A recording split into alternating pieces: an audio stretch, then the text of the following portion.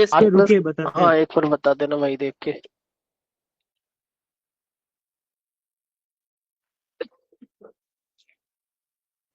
तो सर ये table complete हो गया था।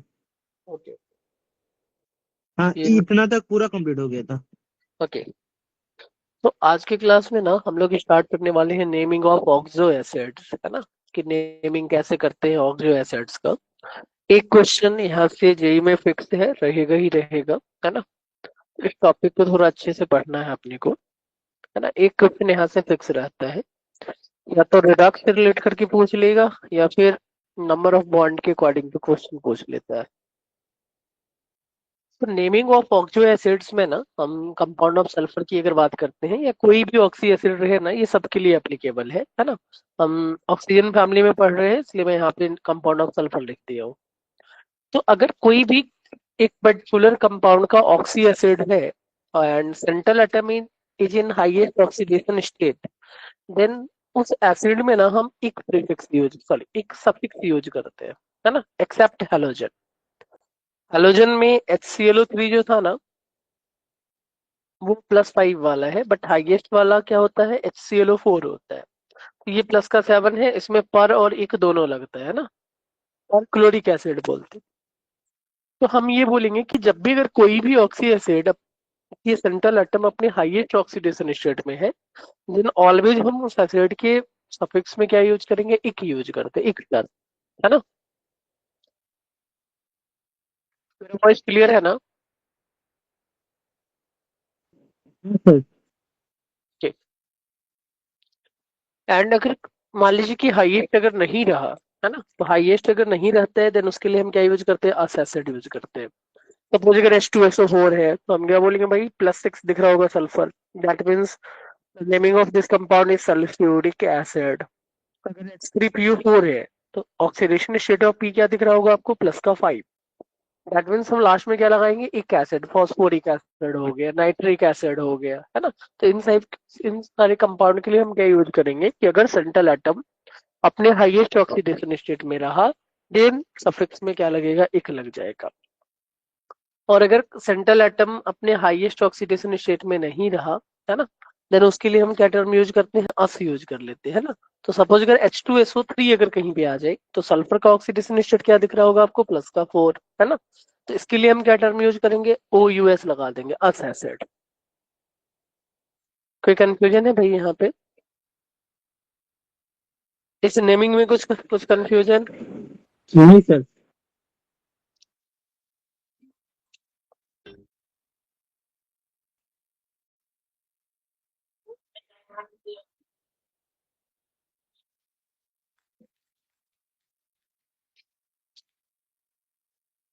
तो एक एसिड का मतलब सिंपल समझेंगे कि जब भी अगर कहीं पे हाईएस्ट रहा तो एक एसिड होगा, लोएस्ट रहा तो हम क्या बोलेंगे, अस एसिड का फंडा आता है।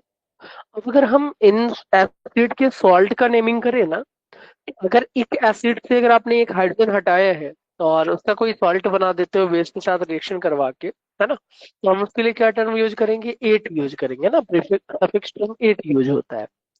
बट अगर कोई अस एसिड रहा ना, और अस एसिड से अगर हम एक हाइड्रोजन रिमूव करते हैं एंड आफ्टर दैट जो आयन बनेगा, हम उस आयन को क्या बोलेंगे, आईटी बोल देंगे। कोई कंफ्यूजन, इस चीज में कोई कंफ्यूजन है। सर नहीं है। नहीं है। तो हाईएस्ट वाले को बोलेंगे एक, लोएस्ट वाले या हाईएस्ट जो नहीं रहा उसके लिए हम अस यूज करते हैं। अब सपोज अगर मान लीजिए नेमिंग की बात करें ना, तो H2SO4 अगर आया, आपने इससे एक एच रिमूव कर दिया है, तो HSO4 - लिख रहे हैं तो लिखने दीजिए थोड़ा सा। लिख ही रहे हो। ये तो मैंने कब का भेज दिया PDF, परसों ही भेज दिया था, मंडे को ही शायद भेजा था ना। हाँ सर, लिख नहीं पाया था। तो अच्छा लिख नहीं पाए थे। रिवीजन कर रहे थे ना वो पिछला वाला चैप्टर। ठीक, लिख लो भाई फिर, हो जाए तो बता देना।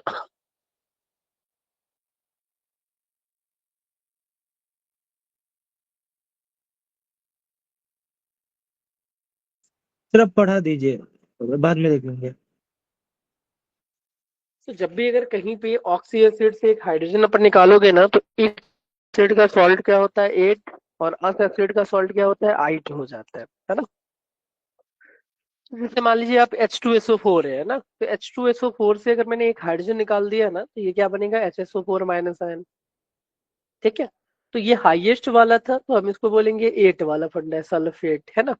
बट IUPAC का साइन कन्वेंशन ये है कि अगर in case of hydrogen atom is present ना, if any salt contains hydrogen atom, if any salt contains hydrogen atom, contains hydrogen atom, then also consider, then also consider number of hydrogen in naming, hydrogen in naming, है ना। तो जितने hydrogen रहेंगे ना, हम उनका भी नेमिंग करेंगे। जैसे मान लो कि HSO4 माइनस में एक हाइड्रोजन दिख रहा है, तो इसके लिए टर्म हम क्या यूज करते हैं, हाइड्रोजन सल्फेट, या फिर बोलेंगे भाई पाई सल्फेट। कोई कंफ्यूजन, इस पॉइंट में कोई कंफ्यूजन है? लो, तो नहीं है। ओके। सेम अगर मान लीजिए कि इसी HSO4 माइनस से आपने एक H निकाला है, तो इससे क्या बनेगा, सल्फेट, तो हम इसके लिए क्या बोलेंगे, ये सल्फेट हो गया, है ना। अगर H2SO3 है ना, तो इसके लास्ट में हम क्या लगाते हैं, आई, ये लोएस्ट वाला था, ये सल्फर जो है ना यहाँ पे, वो प्लस के 4 ऑक्सीडेशन स्टेट में है, ये सल्फर अपने हाईएस्ट ऑक्सीडेशन स्टेट में था। इनके लिए टर्म क्या लगाएंगे, आई। और कहीं पे भी अगर नेमिंग में हाइड्रोजन रहा ना, तो हमें हाइड्रोजन की नेमिंग को भी इंक्लूड करना है। अगर दो हाइड्रोजन आ जाएगा तो बोलोगे डाई हाइड्रोजन सल्फेट, है ना। अगर सिंगल हाइड्रोजन आ गया तो हम क्या यूज करेंगे, हाइड्रोजन सल्फेट। ये पॉइंट क्लियर? हाँ सर।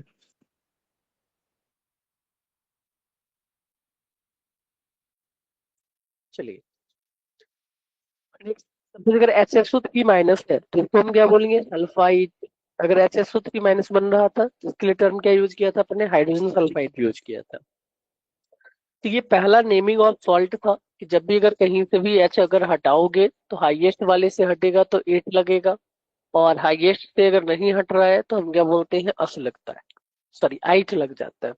कोई कंफ्यूजन यहाँ पे भाई? हेलो? नहीं सर। नहीं। देन एक नेमिंग आता है मेटा, है ना। मेटा टर्म हम कब यूज करेंगे, लॉजिक समझना है कि अगर किसी भी ऑक्सी एसिड से, है ना, आप एक हाइड्रोजन मॉलिक्यूल को निकाल देते, सॉरी एक वाटर मॉलिक्यूल को अगर निकाल देते हैं ना, देन जो रिमेनिंग एसिड बचा है, और उस एसिड में अगर हाइड्रोजन एटम प्रेजेंट रहे ना, देन हम उसको क्या बोल देते हैं, मेटा बोल देते हैं। अगर कोई ऑक्सी एसिड से अगर आपने वाटर मॉलिक्यूल निकाला है, एंड जो रिमेनिंग एसिड बचा ना, that acid contains hydrogen atom, that means the naming, जो भी आप नेमिंग लिखोगे ना, उसके पहले एक मेटा टर्म यूज कर देना है ना। तो अगर ये एन लगाया ना, जनरली जो मेटा वाले कंपाउंड बनते हैं ना, वो पॉलीमेरिक फॉर्म में बनते हैं, है ना। कि अगर एन का वैल्यू आप 1 ले लेते हो, एन का वैल्यू 2 लोगे, तो साइक्लिक कंपाउंड के लिए एन का वैल्यू 1 और 2 पॉसिबल नहीं होता है। साइक्लिक कंपाउंड की अगर बात करेंगे ना, तो एन इक्वल टू 3 से स्टार्ट होगा। तो जनरली हम ये बोलते हैं कि जो जितने भी मेटा कंपाउंड होते हैं ना, साइक्लिक मेटा कंपाउंड, वो एन इक्वल टू 3 से स्टार्ट होंगे, एन 3 4 5 6 7 ऐसे चलता रहेगा, है ना। अब जैसे कि एग्जांपल की बात करें, सपोज अगर मान लो कि H2SO4 है, आपने यहाँ से एक वाटर मॉलिक्यूल निकाला, क्या बचा, SO3। तो हम इसको मेटा बोलेंगे, मेटा सल्फ्यूरिक एसिड, तो इसको नहीं बोल सकते मेटा। क्यों नहीं बोल सकते, क्योंकि लॉजिक मैंने आपको ये सिखाया कि वाटर मॉलिक्यूल निकालने के बाद जो अपने पास बचता है ना कंपाउंड, उसमें कम से कम एक हाइड्रोजन एटम दिखने चाहिए, है ना। तो मैंने इस लैंग्वेज को नोट के पॉइंट पे यहाँ पे लिख दिया है कि after removing water molecule, if any oxygen oxy acid contains hydrogen, the naming is meta, otherwise we called it anhydride, है ना। अगर मान लो कि वाटर निकालोगे और वाटर निकालने के बाद हाइड्रोजन नहीं बचता है, देन हम उसको बोलते हैं एनहाइड्राइड। और अगर हाइड्रोजन रिमेनिंग रहा तो हम उसके लिए क्या टर्म यूज करेंगे, मेटा। इस पॉइंट में किसी का कोई कंफ्यूजन?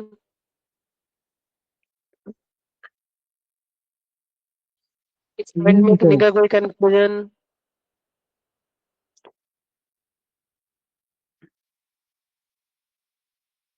अभी किन्हीं का कोई कंफ्यूजन नहीं है। नहीं? ओके। अब अगर मान लो कि सेकंड नेमिंग जो होता है ना, इसको बोलते हैं ऑर्थो। तो ऑर्थो के लिए कंडीशन क्या होता है?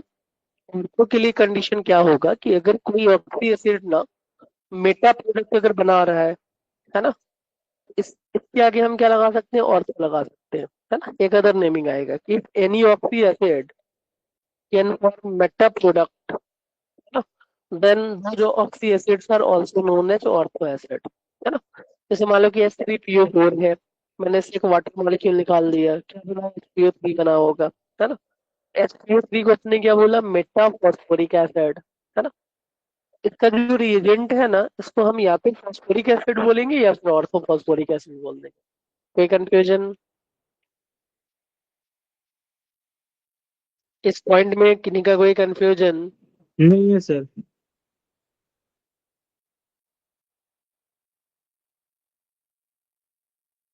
चलिए, तो यहाँ पे भी इन एसिड के लिए ना ऑर्थो टर्म यूज नहीं करेंगे। क्यों? क्योंकि ये जो कंपाउंड होते हैं ना, इनका नेचर मेटा नहीं होता है, ये एनहाइड्राइड है।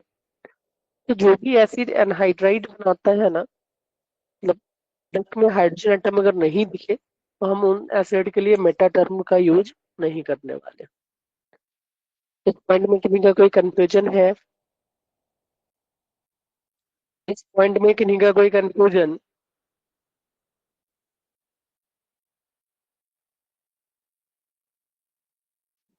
सर नहीं है। Okay. Next term is pyro. Pyro term हम कहाँ पे यूज करते हैं? लॉजिक सीखना है कि अगर कोई एसिड में ना दो वाटर मॉलिक्यूल रहे, बट अगर आप उस दो वाटर मॉलिक्यूल से एक ही वाटर मॉलिक्यूल अगर रिमूव करेंगे ना, देन जो रिमेनिंग प्रोडक्ट अपने पास बचता है, that remaining product is known as pyro. कैसे समझना है? मान लो कि आपने 2 मोल ऑफ H3PO4 ले लिया। 2 मोल ऑफ H3PO4 को हम क्या लिखेंगे? H6P2O8, है ना। और इससे एक वाटर मॉलिक्यूल निकालेंगे अपन, तो ये क्या बना? H4P2O7। अब ये कंपाउंड कैसे आपको याद रहेंगे? तो जो भी सेंट्रल एटम का ऑक्सीडेशन स्टेट रहेगा ना, पायरो एसिड में भी ना सेंट्रल एटम का ऑक्सीडेशन स्टेट सिमिलर रहने वाला। ये P5 था, तो यहाँ पे भी P कहाँ दिखेगा आपको? 5 में। अगर H3PO3 में P का ऑक्सीडेशन स्टेट +3 है, तो H4P2O5 में भी P का ऑक्सीडेशन स्टेट आपको +3 दिख रहा होगा। हाइड्रोप्रीफिक्स अपन का भी यूज करते हैं जब कंपाउंड में मोर देन वन वाटर मॉलिक्यूल अगर प्रेजेंट रहे, है ना। या सिंपल हम बोलेंगे दो वाटर मॉलिक्यूल प्रेजेंट था और आपने उसमें से एक वाटर मॉलिक्यूल अगर निकाल दिया, देन ऐसे कंपाउंड के लिए हम क्या यूज करते हैं? पाइरो। कोई कंफ्यूजन?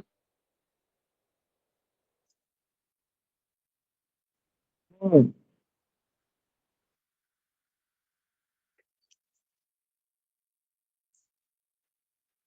नेक्स्ट हाइपो है। तो हाइपो टर्म हम कब यूज करते हैं? जब किसी भी ऑक्सी एसिड से ना एक ऑक्सीजन एटम अगर आप बाहर निकाल दो, है ना, तो जो रिमेनिंग एसिड बचता है, that acid is known as hypo oxy acid. इसमें H3PO3 था, तो H3PO3 से आपने एक ऑक्सीजन निकालना है अगर, तो हम H3PO3 को क्या बोलेंगे? भाई ये है phosphoric acid. H3PO3 sorry phosphorous acid. Phosphorus किसमें है? प्लस के 3 ऑक्सीडेशन स्टेट पे है।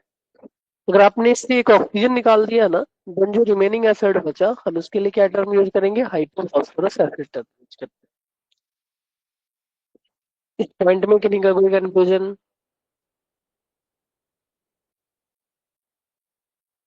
इस पॉइंट में किन्हीं का कोई कंफ्यूजन?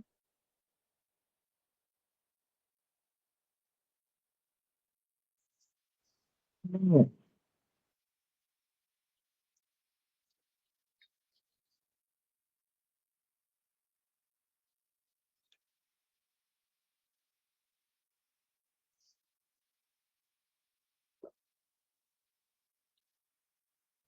नहीं है। Okay okay. Next one is पर एसिड। पर एसिड हम कहाँ पे यूज करते हैं? कि अगर किसी भी एक फॉर्म ऑफ एसिड में अगर आप एक ऑक्सीजन एटम अगर आप ऐड कर दोगे ना, देन जो भी एसिड बनता है उस एसिड के लिए हम टर्म क्या यूज करते हैं, पर एसिड। जैसे मान लीजिए H3PO4 है, तो H3PO4 में फॉस्फोरस का ऑक्सीडेशन स्टेट क्या दिख रहा है आपको, +5, और हमने इसमें एक ऑक्सीजन और ऐड कर दिया है ना। तो अब ये ऑक्सीडेशन स्टेट जो होगा ना, -10 +3 +7 हो गया। तो एक सिंपल सा फंडा हम ये बोलते हैं कि जब भी आप एक फॉर्म ऑफ एसिड में ना एक ऑक्सीजन ऐड करोगे, देन जो प्रोडक्ट बन रहा है उसके लिए हम पर एसिड का टर्म यूज करते हैं, है ना। का मीनिंग ये हुआ कि पर एसिड में ना फॉस्फोरस का या कोई भी सेंट्रल एलिमेंट रहेगा, इनका ऑक्सीडेशन स्टेट अपने मैक्सिमम रेंज से ज्यादा होना चाहिए।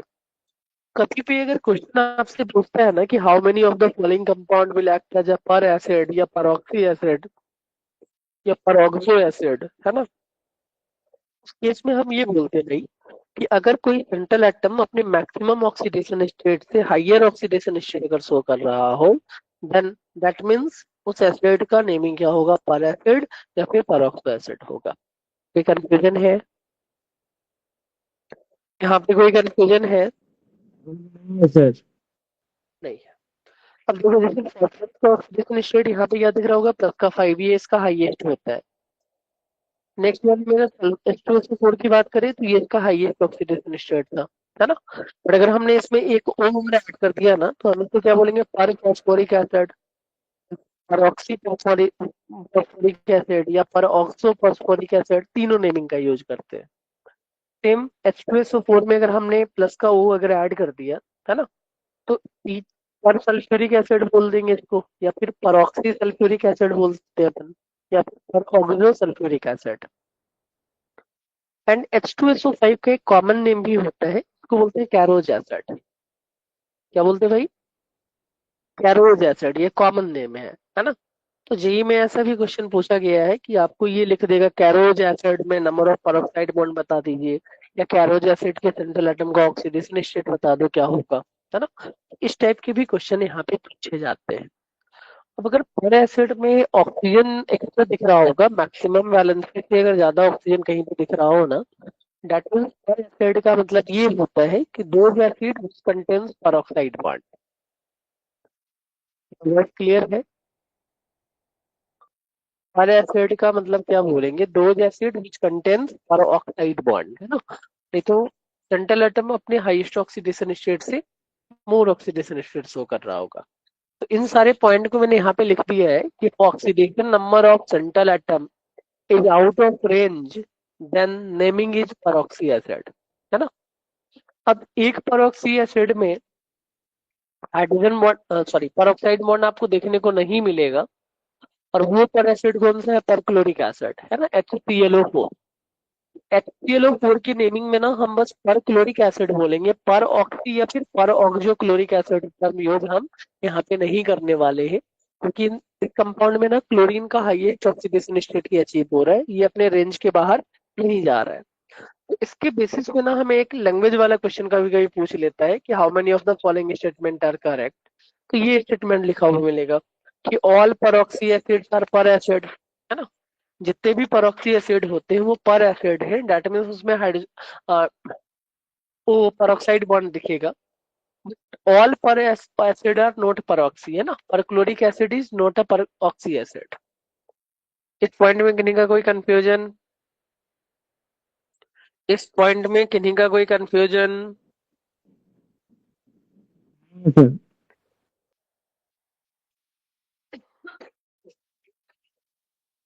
यहाँ से जनरली देखो कि हर साल एक क्वेश्चन पूछा जाता है कि how many of the following compound have peroxide bond, या how many of peroxide bond is present, ये भी पूछ लेता है। तो मैंने केमिकल बॉन्डिंग में ये लॉजिक आपके घर बताया हुआ है, मैं फिर से एक बार रिवाइज करवाता हूँ कि अगर किसी कंपाउंड में ना, अगर सेंट्रल एटम का ऑक्सीडेशन स्टेट अपने मैक्सिमम रेंज से ज्यादा शो कर रहा होगा, that means that compound must have peroxide bond, है ना।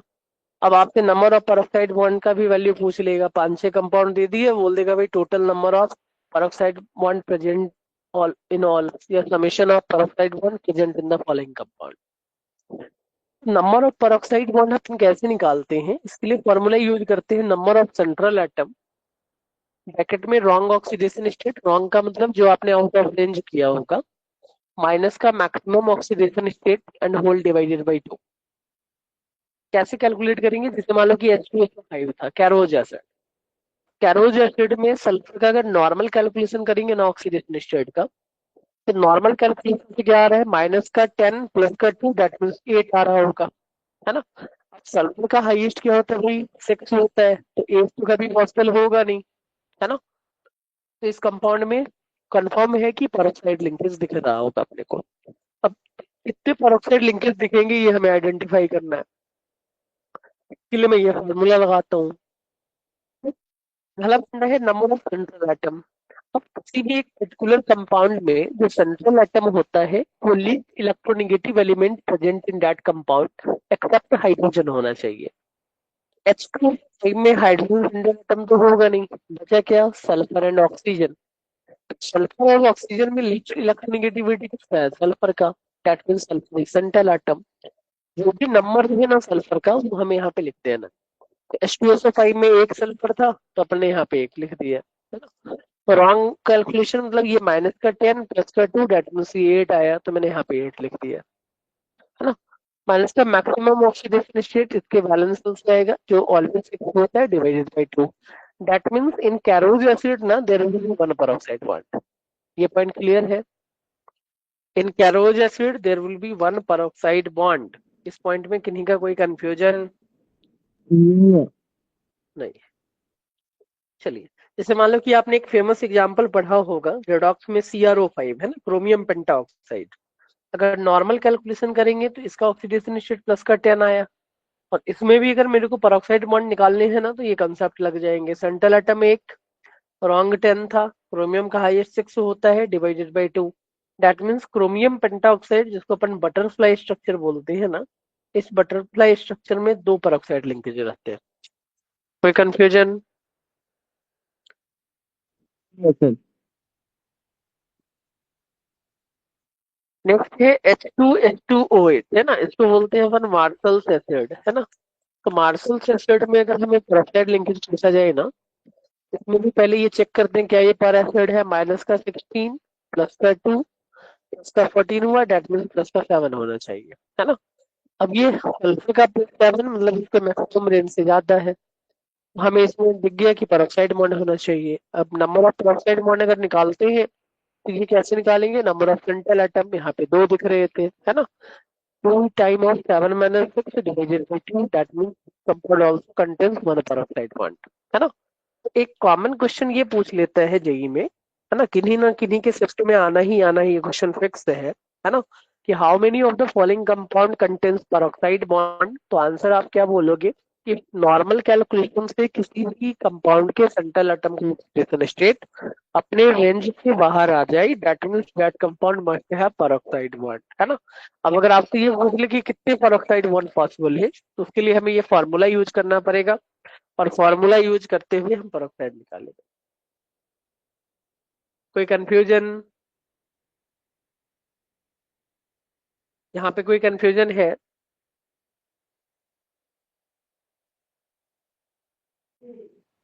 सर नहीं है। नहीं। चलिए, देन नेक्स्ट आता है थायो एसिड। तो थायो एसिड के लिए हम कंसेप्ट क्या यूज करते हैं कि अगर एक ऑक्सीजन को सल्फर से रिप्लेस कर देना किसी भी एक पर्टिकुलर कंपाउंड में, है ना, तो हम उसको क्या बोल देते हैं भाई, थायो ऑक्सी एसिड बोल देते हैं।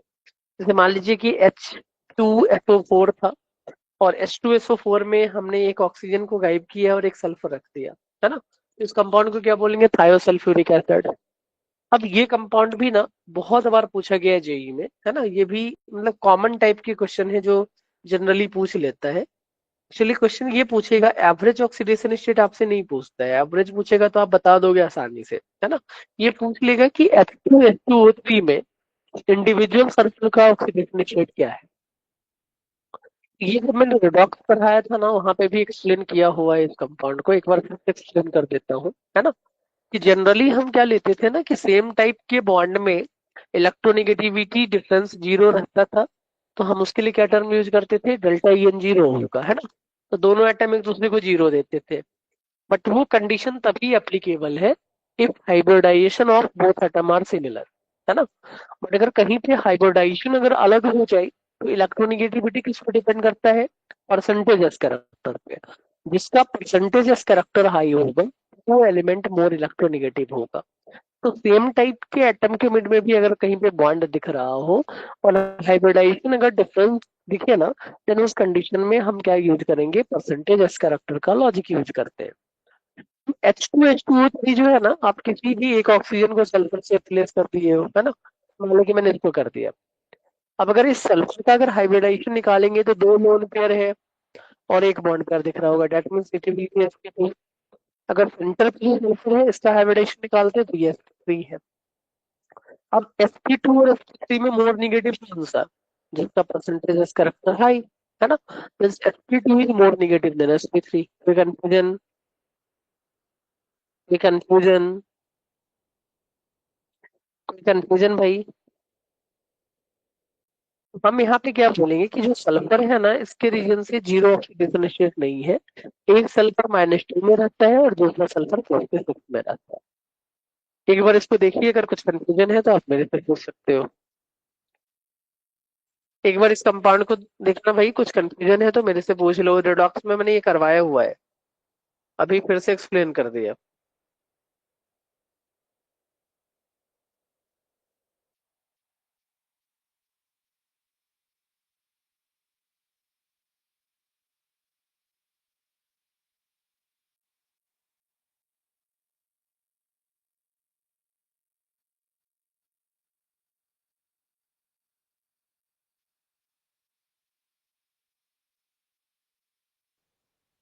चार्ज वाला फंडा रिपीट कर दीजिए। कौन सा?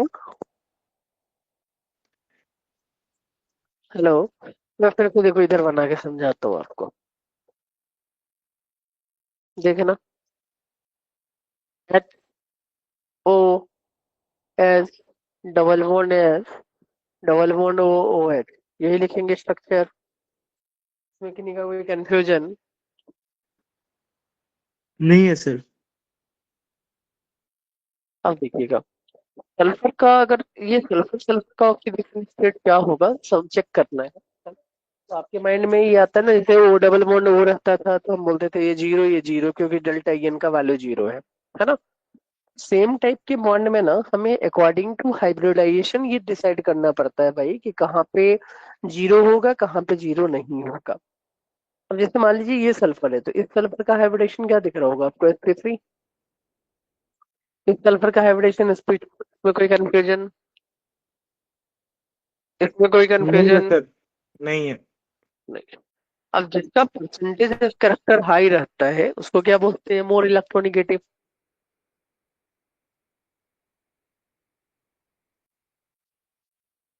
हाँ सर।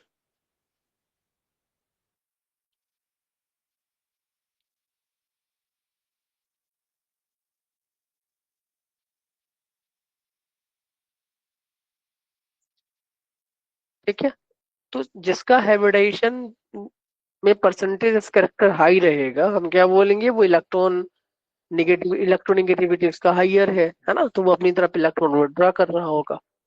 तो इन दोनों सल्फर में ना हम क्या बोलेंगे, इस सल्फर में -2 चार्ज आ रहा होगा, इस पे प्लस का 2 चार्ज आ रहा होगा। ये लॉजिक समझ में आया? हाँ सर। इस रीजन से हम ये बोलते हैं कि जब भी अगर थायोसल्फ्यूरिक एसिड की बात करें ना, तो थायोसल्फ्यूरिक एसिड में दो डिफरेंट टाइप के सल्फर एटम प्रेजेंट है ना। एक सल्फर -2 में है, दूसरा सल्फर +6 में रहेगा। कोई कंफ्यूजन इस पॉइंट में, किन्हीं का कोई कंफ्यूजन है? नहीं है।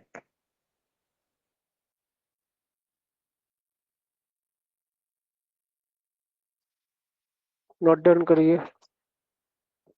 ये समझ में आ गया था, नेक्स्ट पॉइंट पे मूव करें अपन। तो कुछ हाँ सर। कंफ्यूजन है? ओके, नेक्स्ट है थायोनिक एसिड। तो थायोनिक एसिड के लिए ना हम दो टाइप के फॉर्मूले का यूज करते हैं, या तो H2SN+2O6 होगा या फिर H2SNO6 होगा, है ना। अगर n का वैल्यू जैसे जीरो कहीं पे आ गया तो उस केस में हम फर्स्ट वाला फॉर्मूला यूज करेंगे, है ना। इन जनरली फर्स्ट वाला ही यूज करते हैं ना, जीरो के केस में सेकंड वाला यूज नहीं होगा। बट कुछ कुछ ऐसे भी थायोनिक एसिड देखेंगे जिनका फॉर्मूला H2SNO6 के जैसे भी होता है। कोई कंफ्यूजन है यहाँ पे? हेलो। नहीं सर। नेक्स्ट कंसेप्ट आता है स्ट्रक्चर ऑफ ऑक्सी एसिड। अब हमें अगर ये पता चल गया है कि ये किस टाइप का ऑक्सी एसिड है, तो हम इनका स्ट्रक्चर कैसे ड्रॉ करेंगे? तो इनसे जो क्वेश्चन पूछा जाएगा ना स्ट्रक्चर ऑफ ऑक्सी एसिड से, तो जनरली लिंकेज के रिलेटेड पूछा जाएगा कि कहाँ पे भाई एसओएस लिंकेज है, कहाँ पे पीओपी लिंकेज है। इस टाइप के क्वेश्चन यहाँ से पूछ लेते हैं। लॉजिक समझिएगा। सल्फ्यूरिक एसिड है, तो जब भी अगर सेंट्रल एटम एक ही रहे, है ना, और तो सिंगल एटम के केस में ना, जैसे सल्फर के वैलेंस शेल में कितने इलेक्ट्रॉन है आपको ये दिख रहा होगा। और ऑक्सी एसिड का स्ट्रक्चर जो हम बनाते हैं ना, according to their basicity draw कर देते हैं, है ना। जैसे H2SO4 में बेसिसिटी 2 है, अब बेसिसिटी कैसे डिफाइन करेंगे ऑक्सी एसिड का? तो number of hydrogen atom directly attached with oxygen is known as basicity of oxy acid. मेरा वॉइस क्लियर है? Number of hydrogen atom directly attached with oxygen is known as basicity of oxy acid, है ना। तो यहाँ पे हम क्या बोलेंगे, H2SO4 का स्ट्रक्चर क्या होगा? इसका बेसिसिटी 2 था, हमने सल्फर के साथ 2H बॉन्ड लगा दिया, बचा क्या, 4 इलेक्ट्रॉन। तो 4 इलेक्ट्रॉन के लिए double bond oxygen, double bond oxygen कर दिया। H3PO4 है, तो इसका बेसिसिटी 3 होता है, तो ये OH दिखा, यहाँ पे P डबल बॉन्ड हो गया। कंफ्यूजन? पॉइंट में किन्हीं का कोई कंफ्यूजन है? नहीं है। नेक्स्ट है, अगर कहीं पे ऑक्सी एसिड ऐसा रहे जिसमें frontal atom more than one रहे, जैसे लिखा हुआ two frontal atom, and surrounding atom का वैल्यू ना ऑड नंबर में रहे, then that oxy acid must contains EOE linkage, है ना, जहाँ पे ई किसको रिप्रेजेंट करता है, सेंट्रल एटम को, है ना। मान लो कि Cl2 होता बना के, सेंट्रल एटम कितने दिखे आपको, दो। सराउंडिंग एटम कैसा है, ऑड, मतलब इस कंडीशन को फुलफिल कर रहा है। तो हम क्या बोलेंगे भाई, इसमें ClO Cl लिंकेज रहेगा, तो पहले आप इस लिंकेज को बना देना, एंड जो रिमेनिंग एटम बचा ना, उसको यहाँ पे लिखना है। तो क्या बचे होंगे अपने पास, 6 ऑक्सीजन, है ना। 6 ऑक्सीजन को हम एक एक क्लोरीन पे तीन तीन डबल बॉन्ड वाला ऑक्सीजन लगा दिए, बन गया स्ट्रक्चर। कोई कंफ्यूजन? इस पॉइंट में किन्हीं का कोई कंफ्यूजन है? भाई इस पॉइंट में कोई कंफ्यूजन? नहीं है। Mn2O7 सपोज आया, है ना। सेंट्रल एटम दो, सराउंडिंग एटम ऑड, फिर से क्या बोलेंगे, EOE linkage, MnO Mn linkage बन गया, 6 ऑक्सीजन रिमेनिंग रहा, इसको यहाँ पे ड्रॉ कर दो। क्लियर? हाँ सर।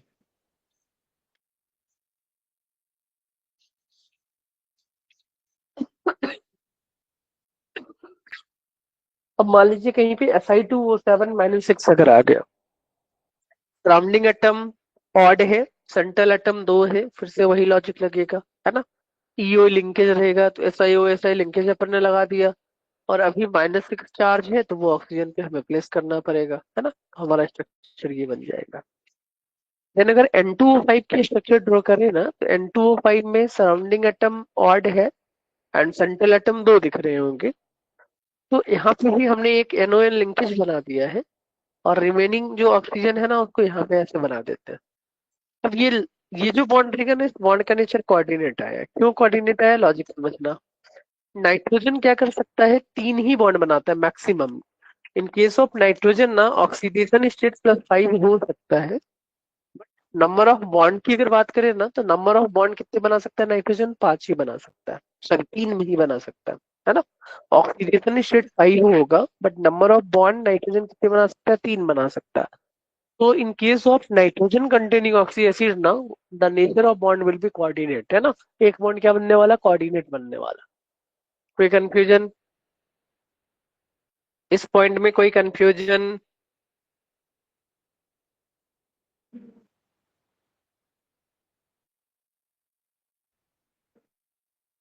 इस पॉइंट में कोई कंफ्यूजन है भाई?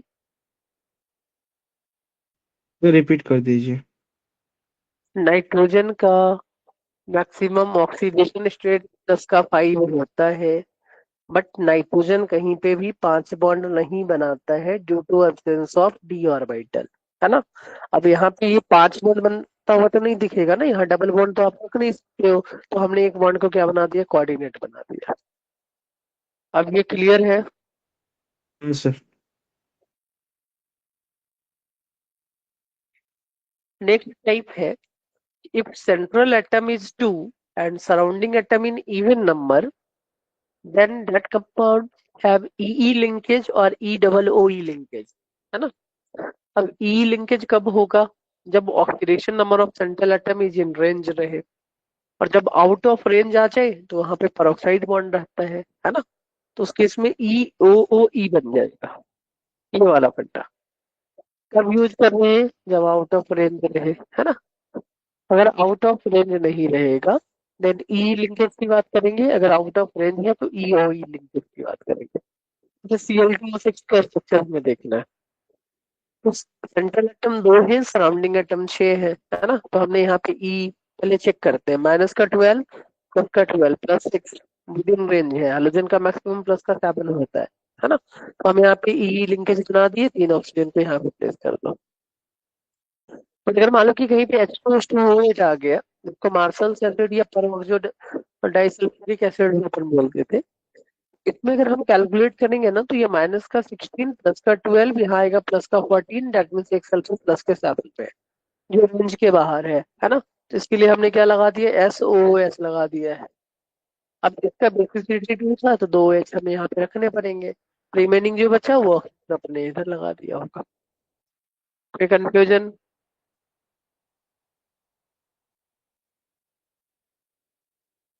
कोई कंफ्यूजन है?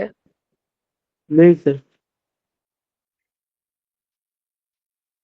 नेक्स्ट है कि central atom is more than 2 and surrounding atom is equal और even greater than central atom ना, then structure will be cyclic always, है ना।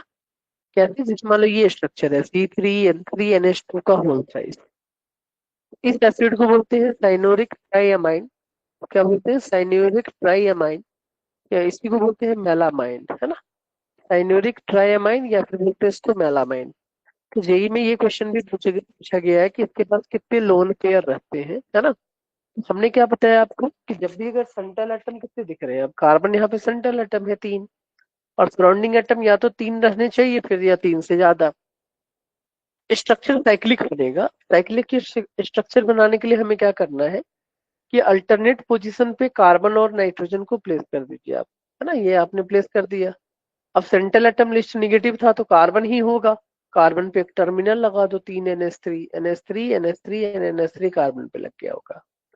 अब नाइट्रोजन के पास ये डबल बॉन्ड तो बनाना पड़ेगा, क्योंकि नाइट्रोजन 3 बॉन्ड बनाता है ना। यहाँ पे एक ही बनता हुआ दिख रहा था, तो जहां जहां नाइट्रोजन है वहां अल्टरनेट पोजीशन पे हमें डबल बॉन्ड बनता हुआ दिख रहा होगा। तो क्वेश्चन ये पूछ लेता है कि साइनोरिक एसिड में नाइट्रोजन का हाइब्रिडाइजेशन बता दीजिए। आप क्या बोलोगे, ये जो नाइट्रोजन है ना, इन नाइट्रोजन का हाइब्रिडाइजेशन क्या दिख रहा होगा आपको, sp2, और यहाँ पे जो नाइट्रोजन है ना, इसका हाइब्रिडाइजेशन क्या दिख रहा होगा आपको, sp3। And number of lone pair की बात करें ना इस कंपाउंड में, नंबर ऑफ लोन पेयर हम क्या बोलेंगे भाई, टोटल 6 लोन पेयर दिख रहे होंगे। कोई कंफ्यूजन इस पॉइंट में, कोई कंफ्यूजन? नहीं है सर।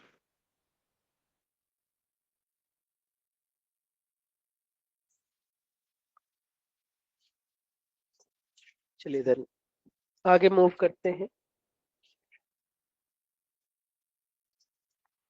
नेक्स्ट अपन मूव करेंगे compound of, second compound of sulphur, that is SO2, sulphur dioxide.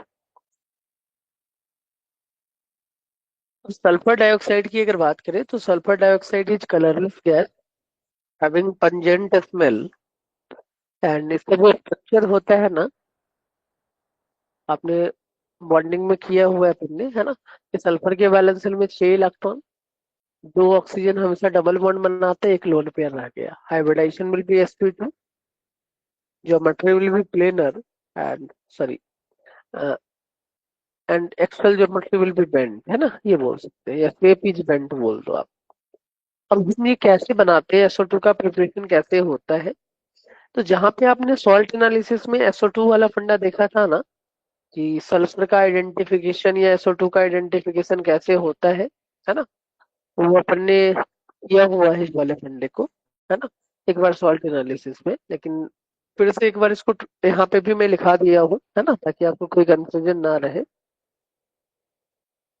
तो ये मेथड है प्रिपरेशन का SO2 का, कि कॉपर का रिएक्शन हम किसके साथ करवा देते हैं, कंसंट्रेटेड और के साथ करवा देते हैं, है ना। तो सॉरी, कार्बन का, तो कार्बन जो होता है ना, पहला कॉपर वाला रिएक्शन देख लेते हैं, देन कार्बन पे आएंगे। कोई भी ऐसा मेटल जो हाइड्रोजन के नीचे रहे रिएक्टिविटी सीरीज में, ये हाइड्रोजन है, और इसके नीचे क्या दिख रहा है आपको, क्यों की आगे और पिटाई। ये और पिटाई तो रिएक्ट करता नहीं है भाई। और कंसंट्रेटेड H2SO4 जो था ना, तो आपको अगर याद हो तो ये स्ट्रॉन्ग ऑक्सीडाइजिंग एजेंट होता था, याद है भाई? हाँ ऑक्सीडाइजिंग सर। एसिड एसिड ये अगर ऑक्सीडाइजिंग एसिड है, सल्फर अगर +6 में है और ये कॉपर 0 में है, तो ये कॉपर को कहाँ पहुंचा देगा, Sk2 में। इसका ऑक्सीडेशन हुआ और इसका क्या हो जाएगा, रिडक्शन हो जाएगा, है ना। तो जब भी हम कोई भी ऐसा मेटल जो हाइड्रोजन के नीचे है रिएक्टिविटी सीरीज में, एक्सेप्ट प्लेटिनम एंड गोल्ड, है ना, इनका रिएक्शन अगर हम H2SO4 के साथ करवाएंगे तो हमारा प्रोडक्ट क्या मिलेगा, कॉपर सल्फेट NSO2। एक पॉइंट में कोई कंफ्यूजन?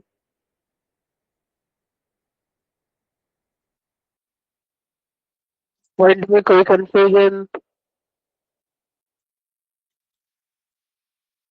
हेलो? नहीं है सर। नहीं है, ओके।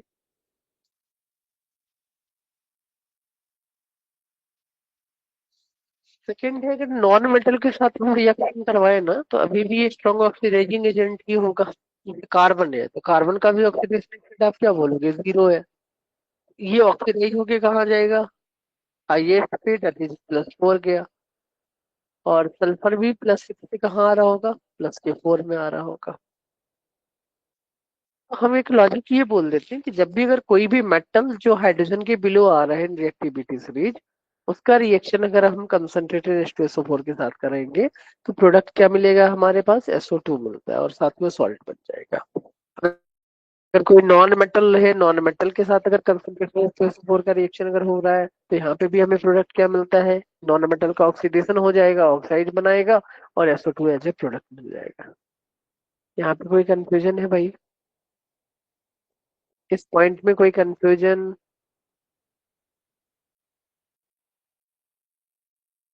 हेलो? नहीं है सर।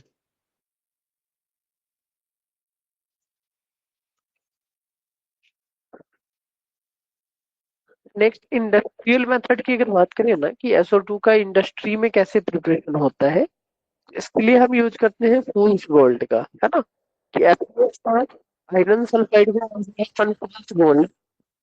एक क्वेश्चन में रिडक्स में ये भी पूछ लेता है ना, कि कितने ऐसे कंपाउंड हैं जिसमें डाई सल्फाइड लिंकेज रहे। तो उसमें एक ये फेमस कंपाउंड भी आपने रिडॉक्स में पढ़ा है, FeH2, अपन ने डिस्कस किया था ये। FeH2 का स्ट्रक्चर ये होता है, इसको बोलते हैं पर सल्फाइड लिंकेज। क्या है ये, पर सल्फाइड लिंकेज। ये -1, ये -1, ये प्लस के 2 में है ना। तो क्वेश्चन ऐसा भी पूछ लेगा कि how many of the following compound contain sulphur sulphur linkage. उसमें एक ये FeH2 कॉमन रखता है, एक अभी जो H2H2O3 जो डिस्कस किया ना, वो भी एक कॉमन था, उसमें भी सल्फर सल्फर लिंकेज अपने को दिख रहा था, है ना। अगर सल्फर सल्फर लिंकेज पूछे ना, तो सल्फर सल्फर बॉन्ड की बात करेंगे। और अगर कहीं से हमें पर सल्फाइड लिंकेज अगर पूछ लिया, है ना, तो सल्फर का ऑक्सीडेशन स्टेट जहाँ पे -1 रहे ना, हमें उसके अकॉर्डिंग तो चलना है। कोई कंफ्यूजन? नहीं है।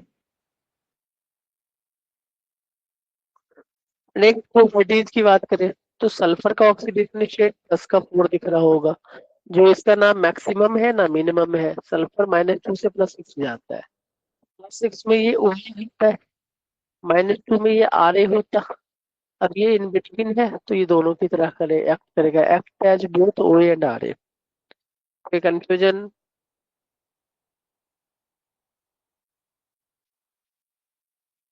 तो नहीं है।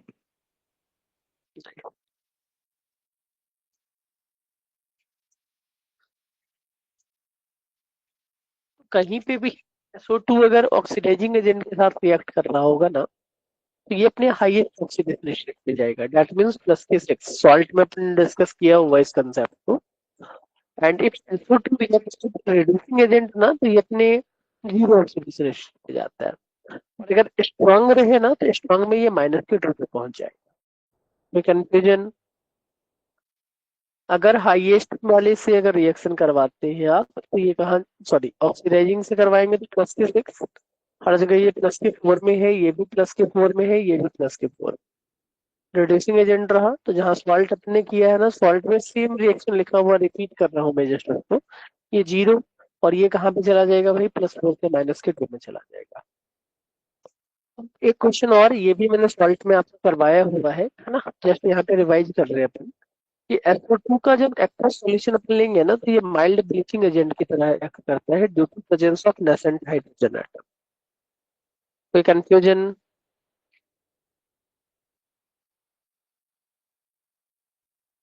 फिर इधर नेसेंट हाइड्रोजन फॉर्मेशन होगा ना। हाँ, नेसेंट हाइड्रोजन का फॉर्मेशन होगा, और यही होता है ब्लीचिंग एजेंट की तरह एक्ट करता है, हाईली रिएक्टिव रहता है। ठीक है, तो क्वेश्चन ये पूछ लेता है आपसे कि SO aqueous solution of SO2 will act as, है ना, तो हम जब बोलेंगे माइल्ड ब्लीचिंग एजेंट। अगर ये पूछा जाए कि aqueous solution of SO2 will act as a mild bleaching reagent, है ना, ड्यू टू प्रेजेंस ऑफ, हम क्या बोलेंगे, answer will be nascent hydrogen. ये पॉइंट क्लियर है? हाँ सर, क्लियर है। SO2 ना Cl के साथ चारकोल के प्रेजेंस में रिएक्ट करके SO2Cl2 बनाता है, इसको बोलते हैं गुड क्लोरीनेटिंग एजेंट। इसने क्लोरीन को एब्जॉर्ब कर लिया है ना। तो क्वेश्चन अगर ये पूछा जाए ना कि good chlorinating agent which of the following compound will act as a good chlorinating agent, तो आंसर क्या बोलोगे आप? SO2Cl2। यहाँ पे कोई कंफ्यूजन? तो नहीं है। लास्ट SO2 के साथ अगर O2 का रिएक्शन करते हैं इन प्रेजेंस ऑफ B2O5, है ना, तो इससे बनता है अपना SO3 बन जाता है ना। और इस प्रोसेस को बोलते हैं कॉन्टैक्ट प्रोसेस। क्लियर? इस प्रोसेस को अपन क्या बोलते हैं भाई? Contact process. यहाँ पे कोई कंफ्यूजन है? पॉइंट में कोई कंफ्यूजन? तो नहीं है। The next compound is H2S। H2S में आपसे एक ही क्वेश्चन पूछता है भाई, ये बनता कैसे है ना। तो जिस एपरेटस में हम H2S बनाते हैं ना, उस एपरेटस को बोलते हैं किप्स एपरेटस। एपरेटस में क्या होता है कि आयरन सल्फाइड आप लेके चलते हो, आयरन सल्फाइड का कलर ब्लैक होता है, और हम इसमें ऐड कर देते हैं कोई भी नॉन ऑक्सीडाइजिंग एसिड, है ना, जैसे डाइल्यूट O4 या डाइल्यूट HCl। तो नॉन ऑक्सीडाइजिंग एसिड का मतलब यहाँ पे रिडॉक्स रिएक्शन नहीं होगा, रिएक्शन और डबल डिस्प्लेसमेंट रिएक्शन। इसका एनाइन इसके कैटाइन के पास जाएगा, इसका एनाइन इसके कैटाइन के पास जाएगा। प्रोडक्ट क्या बना? H2H एंड FeSO4 गया। अगर HCl लोगे तो H2S एंड FeCl2 बनने वाला। कोई कंफ्यूजन? पहला मेथड जो है ना, ये हम बोलते हैं भाई इसको किप्स एपरेटस में हम H2S का फॉर्मेशन करते हैं। कोई कंफ्यूजन? इस पॉइंट में कोई कंफ्यूजन है? नहीं है सर।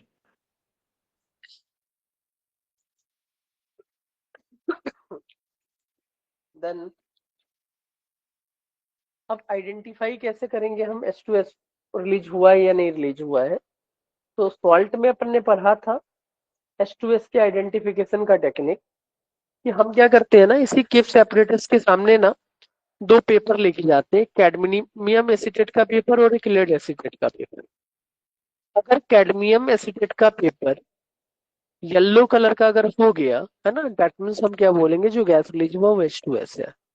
अगर लेड सल्फेट का पेपर ब्लैक कलर में कन्वर्ट अगर हो गया, दैट मीन्स हम क्या बोलेंगे भाई, हमारा जो गैस रिलीज हो रहा था वो H2S है ना। और अगर ये आइडेंटिफिकेशन शो नहीं करता है, ऐसा प्रॉपर्टी शो नहीं करेगा, तो हम बोलेंगे H2 गैस हो भी सकता है या कोई रिमेनिंग दूसरा गैस भी निकल सकता है।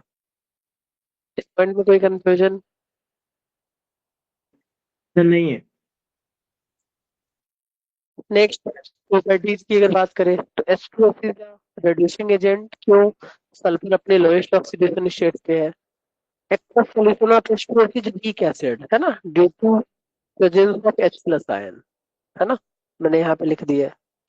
तो अगर हम इसका रिएक्शन ना SO2 के साथ करवा दे तो SO2 क्या है, OA, ये है RA, है ना, ये लोएस्ट है तो रिड्यूसिंग होगा, सामने वाले को ऑक्सीडाइजिंग की तरह act करना पड़ेगा, है ना।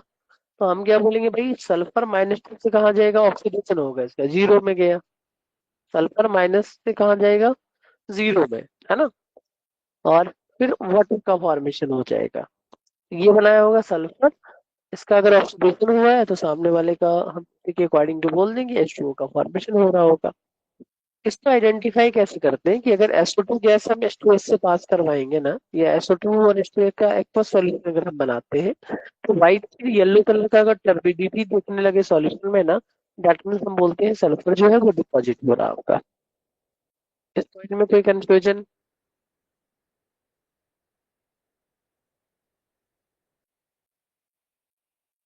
इस पॉइंट में कोई कंफ्यूजन है?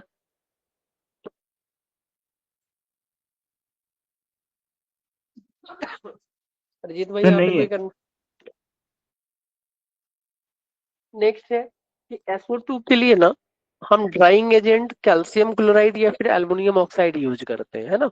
तो क्वेश्चन ये पूछ लेता है कि which compound will not act as drying agent in case of H2S, है ना। तो आंसर हम बोलते हैं भाई H2SO4 यूज नहीं होता है। क्यों नहीं यूज होता, लॉजिक समझना।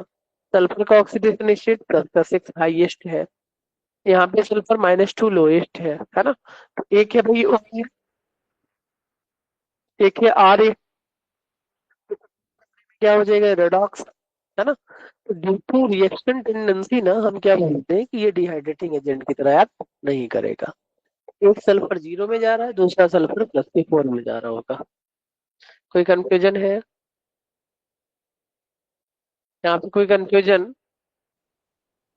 सर इसमें रिएक्शन में दिक्कत किधर हो रहा है?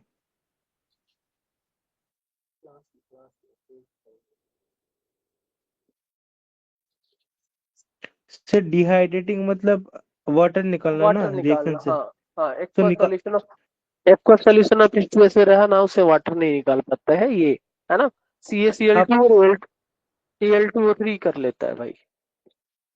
आप तो रिएक्शन में फॉरवर्ड डायरेक्शन में आप लिखे हैं तो H2O लास्ट में। H2O है ना, मतलब ये ड्राई मोड में नहीं जाता है ना। Hello,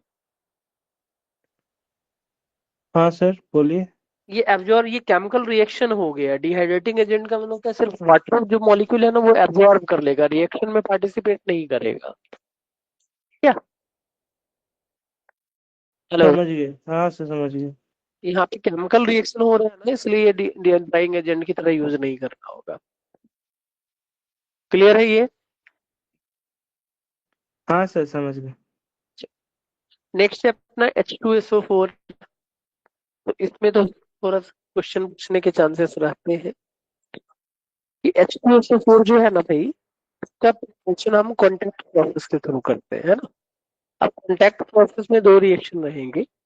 SO2 plus O2 in presence of vanadium pentoxide, ये बनाता है SO3, and reaction is highly exothermic in nature. And second step में यही SO3 का अगर हम एक्वस सॉल्यूशन लेंगे ना, तो वो क्या बना देगा, H2SO4 का फॉर्मेशन कर देगा। ये पॉइंट क्लियर? ये पॉइंट क्लियर है? एक बार हाँ या ना कोई तो बोलिए भाई, रिप्लाई करिए। ये पॉइंट क्लियर है? सर क्लियर है। अगर प्रॉपर्टीज की बात करें ना, तो H2SO4 is good dehydrating agent, है ना। देन ये कहीं से भी वाटर मॉलिक्यूल को निकाल लेगा, जैसे ग्लूकोज है ना, ग्लूकोज से वाटर निकाल के कार्बन में कन्वर्ट कर दिया, है ना। तो ग्रोथ से अगर निकाला तो ये भी कार्बन में कन्वर्ट हो गया, फॉर्मिक एसिड से अगर ये निकालता है तो सीओ में कन्वर्ट होता है।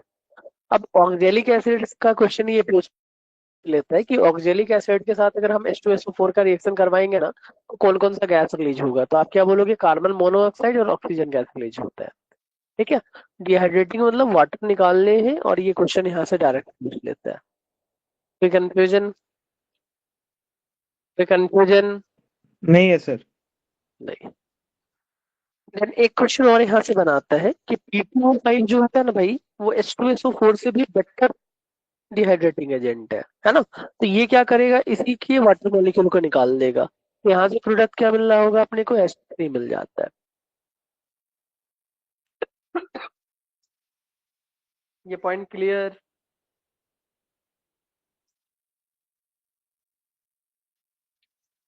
इस पॉइंट में कोई कंफ्यूजन है? इस पॉइंट में कोई कंफ्यूजन है? सर नहीं है। नहीं। ओके।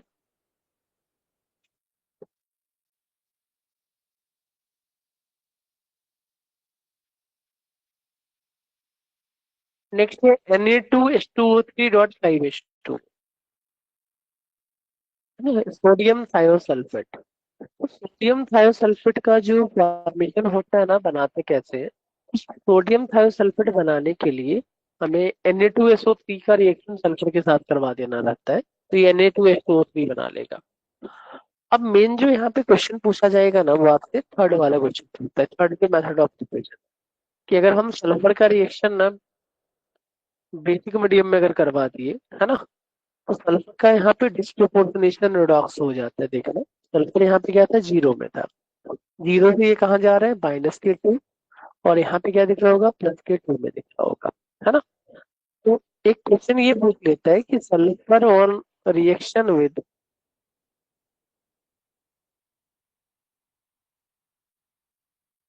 स्ट्रॉन्ग अल्कली, है ना, type of reaction takes place, तो हम क्या बोलेंगे भाई, यहाँ पे डिस्प्रोपोर्शनेशन रिडॉक्स हो जाता है।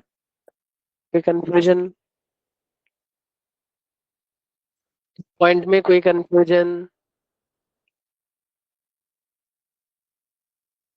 इस पॉइंट में किन्हीं का कोई कंफ्यूजन? नहीं है।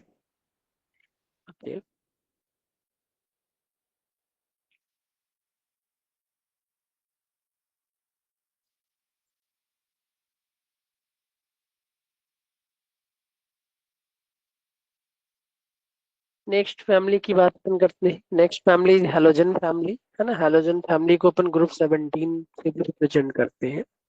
अब हैलोजन का जो मीनिंग होता है ना, हैलोजन का मीनिंग होता है भाई सॉल्ट प्रोड्यूसर, है ना। तो कोई भी ऐसा कंपाउंड जो है, एलिमेंट है ना, जो सॉल्ट प्रोड्यूस करे, हम उसको बोलते हैं हैलोजन। तो हैलोजन में चार पांच एलिमेंट की अपन बात करते हैं, fluorine, chlorine, bromine, iodine and astatine.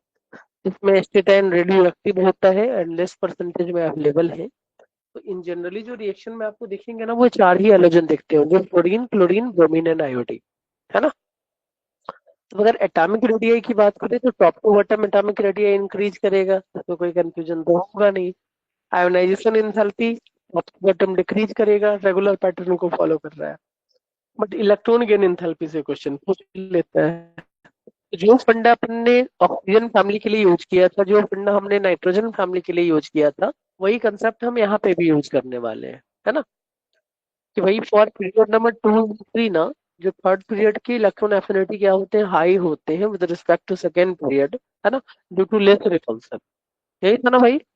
तो हमें ये पूछा जाता है कि पूरे पीरियोडिक टेबल में जो सबसे मोस्ट इलेक्ट्रॉन एफिनिटी एलिमेंट है ना, कौन सा है, आंसर क्या बोलोगे, क्लोरीन है ना। या पूछे कि कहीं पे सबसे हाईएस्ट इलेक्ट्रॉन गेन एंथैल्पी किसका होता है, तो आप क्या बोलोगे, क्लोरीन का होता है। ये पॉइंट क्लियर है? ये कॉमन क्वेश्चन है, हर साल रिपीट होने वाला क्वेश्चन है ना। तो मैंने वही फंडा यहाँ पे लिख दिया है। अगर निगेटिविटी की बात करें, तो निगेटिविटी फ्लोरीन का हाइयर होगा, है ना। निगेटिविटी में ओनली अट्रैक्शन फोर्स को कंसीडर करते हैं।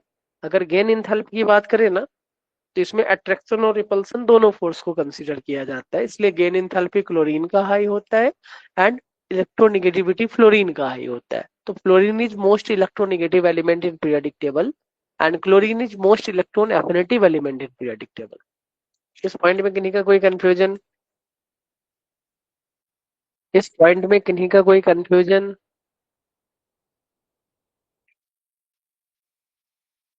हेलो? रिपीट कर देंगे? रिपीट करते, देखिएगा इलेक्ट्रॉन एफिनिटी में ना हम दोनों फंडा जो मैंने सिखाया था आपको, है ना, कि इस छोटे वाले का, जैसे यहाँ पे ऑक्सीजन और सल्फर वही वो लिख दिया हूँ, यहाँ पे आप लिख दीजिए फ्लोरीन और यहाँ लिख दो आप क्लोरीन। तो अच्छा, समझ गए, समझ समझ गए, गए? समझ गए। तो इलेक्ट्रॉन गेन एंथैल्पी में ये चेंजेस आ गया अपने पास, है ना। जबकि अगर इलेक्ट्रोनेगेटिविटी की बात करें तो नेगेटिविटी में सिर्फ अट्रैक्शन की बात करते हैं, है ना, इसलिए फ्लोरीन का इलेक्ट्रोनेगेटिविटी सबसे हाई होता है। क्लियर ये? कोई कंफ्यूजन भाई किन्हीं का? एक बार हाँ या ना करिए कुछ। सर नहीं है। नेक्स्ट, बॉन्ड एनर्जी, ये फेमस क्वेश्चन है, हर बार पूछता है। बॉन्ड एनर्जी था ना, वो दो पे डिपेंड करता था, inversely proportional to size and inversely proportional to lone pair repulsion for n equals to 2 element. Chlorine का ना क्लोरीन से कम होना चाहिए था, है ना, बट क्लोरीन बहुत ही छोटे एटम है और इसके ऊपर तीन तीन लोन पेयर है ना। तो ड्यू टू 3 लोन पेयर ना इसमें रिपल्सन फोर्स बहुत ज्यादा लगता है। तो हम बॉन्ड एनर्जी का जो फंडा है ना, क्लोरीन का सबसे हाई, देन ब्रोमीन यूज करते हैं एंड थर्ड नंबर पे कौन पहुंच जाता है भाई? फ्लोरीन आ जाता है। कोई कंफ्यूजन? इस पॉइंट में कोई कंफ्यूजन? नहीं है।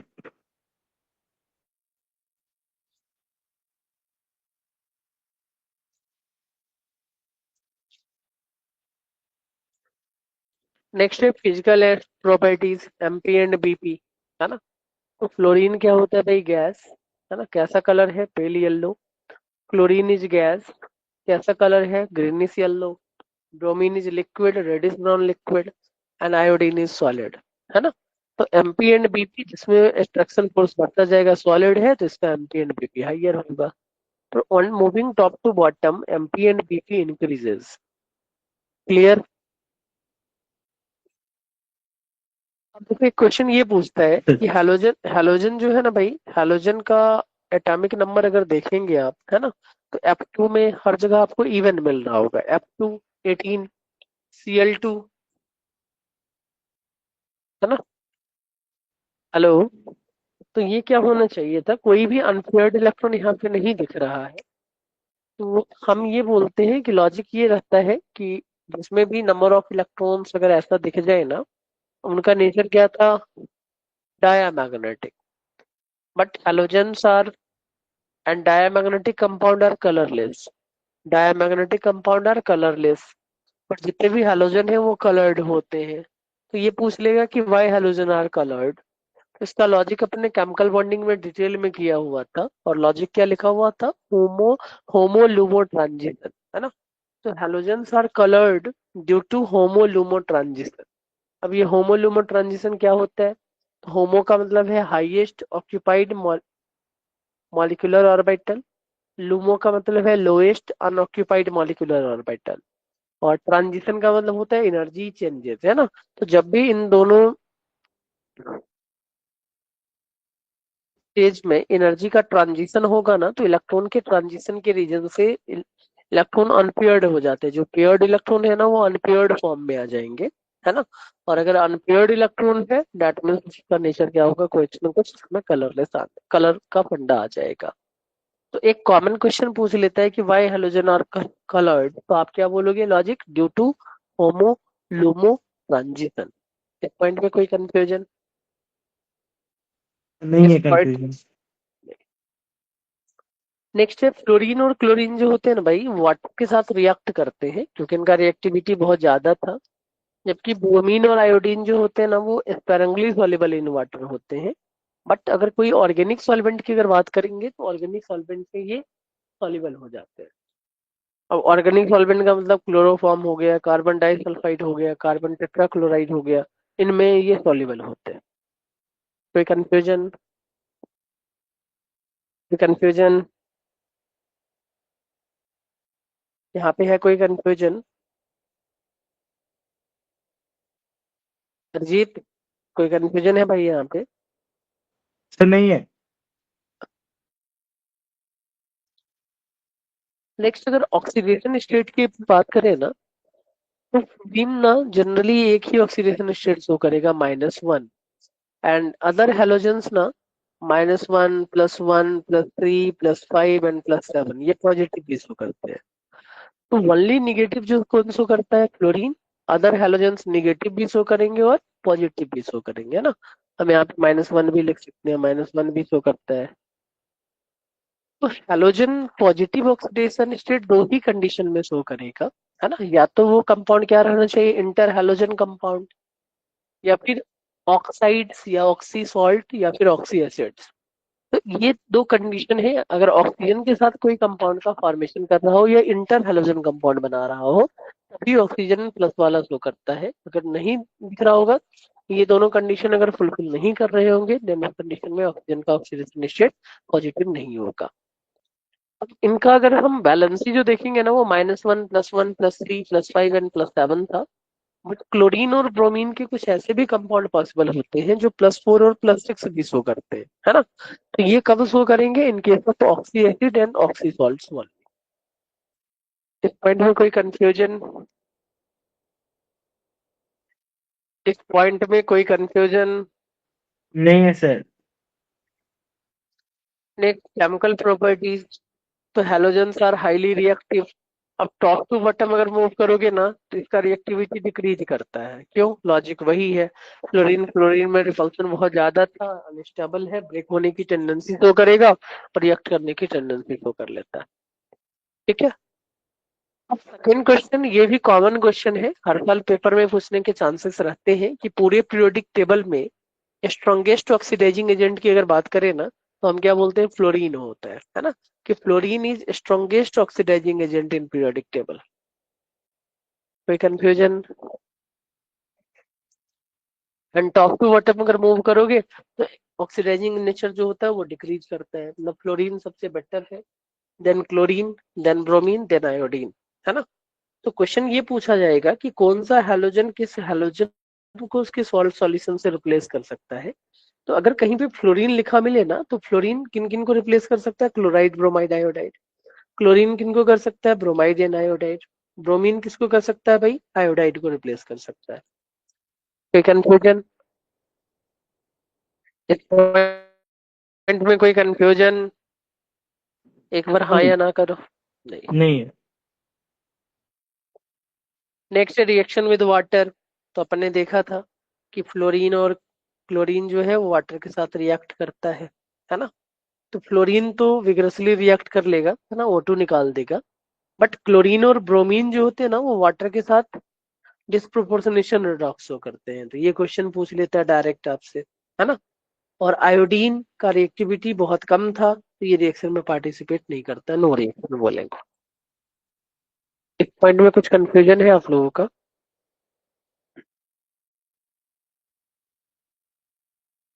इस सर पॉइंट में नहीं कोई है। नहीं। सर नहीं है। Next reaction with hydrogen. तो टॉप टू बॉटम ये क्या बनाएगा? Hydro acid. और क्लोरीन का रिएक्टिविटी ज्यादा था, तो एफ का हाइड्राइड सबसे ज्यादा stable, then Cl, then Br, then I हो जाएगा। तो टॉप टू बॉटम हम क्या बोलते हैं? रिएक्टिविटी डिक्रीज कर रहा होगा। अब सर यही वो एच आई तो logic. Normally sir H I तो नॉर्मली प्रेजेंट ही नहीं रहता। कौन सा? हाँ, HF तो प्रेजेंट नहीं रहेगा, ये डाइमर के फॉर्म में एग्जिस्ट करता है ड्यू टू हाइड्रोजन बॉन्डिंग, है ना। तो ये हाइपोथेटिकल अपन ने ले लिया है। ठीक है। तो आपसे ये सर और पूछता है एच आई भी। ऐसा ही रहता है भाई मेरे, है ना। रिवर्सिबल रिएक्शन शो कर लेगा, बट वो रहेगा कहीं ना कहीं थोड़ा बहुत। ठीक। हाँ वही रिवर्सिबल वाला बोल रहे थे। HI जो है ना, वो सबसे बेटर एसिड होता है, ये इजिली एचनेस दे देगा। एंड स्टेबिलिटी की अगर बात करें, तो ये अगर एसिडिक स्ट्रेंथ ऐसा था, तो स्टेबिलिटी किसका ज्यादा होगा? HF का स्टेबिलिटी हाइयर। कोई कंफ्यूजन? कोई सर नहीं है कंफ्यूजन? कंफ्यूजन, नहीं है सर। ये लिक्विड फेज में रहते हैं, अदर तीन जो रहेंगे इन जनरली गैसेस फेज में रहते हैं। अब नोट की अगर बात करें ना, तो एक क्वेश्चन जो यहाँ से पूछ लेता है वो है बॉइलिंग पॉइंट के रिलेटेड, है ना। तो बाकी तीन तो भाई गैस थे, गैस का स्ट्रेंथ क्या होगा, कम होगा, है ना। और एक लिक्विड है HF, तो HF में ड्यू टू हाइड्रोजन बॉन्डिंग ना बॉइलिंग पॉइंट का वैल्यू हाइयर रहता है। कोई कंफ्यूजन?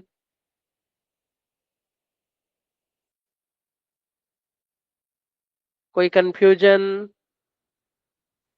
सर नहीं है। नेक्स्ट है रिएक्टिविटी विद ऑक्सीजन। अगर ऑक्सीजन के साथ हम इनको रिएक्ट करें ना, तो पहले मैं फ्लोरीन की बात कर लेता हूँ। तो फ्लोरीन ऑक्सीजन के साथ रिएक्ट करके दो ही कंपाउंड बनाता है, OF2 एंड O2F2। अब इसमें जो स्टेबल है वो F2 है, रूम टेम्परेचर पे स्टेबल होता है, O2F2 अनस्टेबल होगा। तो ये अनस्टेबल कंपाउंड ना यहाँ से बॉन्ड ब्रेक करके फ्लोरिनेटिंग एजेंट की तरह एक्ट करता है, फ्लोरीन देने की टेंडेंसी शो करेगा, है ना। और इस फ्लोरिनेटिंग एजेंट का यूज ना हम न्यूक्लियर रिएक्टर में करते हैं कि कहीं पे अगर न्यूक्लियर रिएक्टर में हमने रेडियो एक्टिव फ्यूल का यूज किया है एंड थोड़ा बहुत फ्यूल जो है ना उस न्यूक्लियर रिएक्टर में अगर बच गया, तो न्यूक्लियर फ्यूल जो होता है वो भाई, हेलो, मेरा वॉइस हाँ सर। क्लियर है ना? हाँ सर क्लियर है। ओके। तो न्यूक्लियर रिएक्टर, न्यूक्लियर फ्यूल जो होगा वो तो भाई कहीं पे भी अल्फा बीटा डीके तो करने लगेगा, है ना। तो हम उसके इफेक्ट को कम करने के लिए जो न्यूक्लियर फ्यूल था ना उसको वहां से एक्सट्रैक्ट करते हैं। कैसे एक्सट्रैक्ट करेंगे, तो हम O2F2 डाल देते हैं। अब O2F2 डालोगे तो ये क्या करेगा, जो रिमेनिंग प्लूटोनियम था ना उसके साथ PU बना लेता है ना। तो किसी भी न्यूक्लियर रिएक्टर से रिमेनिंग फ्यूल को ऑब्टेन करने में जो केमिकल का यूज करते हैं वो केमिकल है अपना डाइऑक्सीजन डाइक्लोराइड O2F2, है ना। या इसको हम बोलते हैं फ्लोरिनेटिंग एजेंट। क्लियर है? ये पॉइंट क्लियर है? हाँ sir. Okay. Next chlorine bromine और आयोडीन की अगर बात करें, ये क्लोरीन ब्रोमीन और आयोडीन अलग अलग ऑक्सीडेशन स्टेट शो कर रहे थे, +1 +3 +5 +7 -1 भी शो करेगा। तो बहुत टाइप के ऑक्साइड हमें मिलते हैं, जैसे मान लो कि ये प्लस का 1 है ना। ये क्या दिख रहा होगा आपको, प्लस का 6 दिख रहा होगा, ये प्लस का 4 है ना। ये प्लस का 7 दिख रहा होगा, ठीक ना।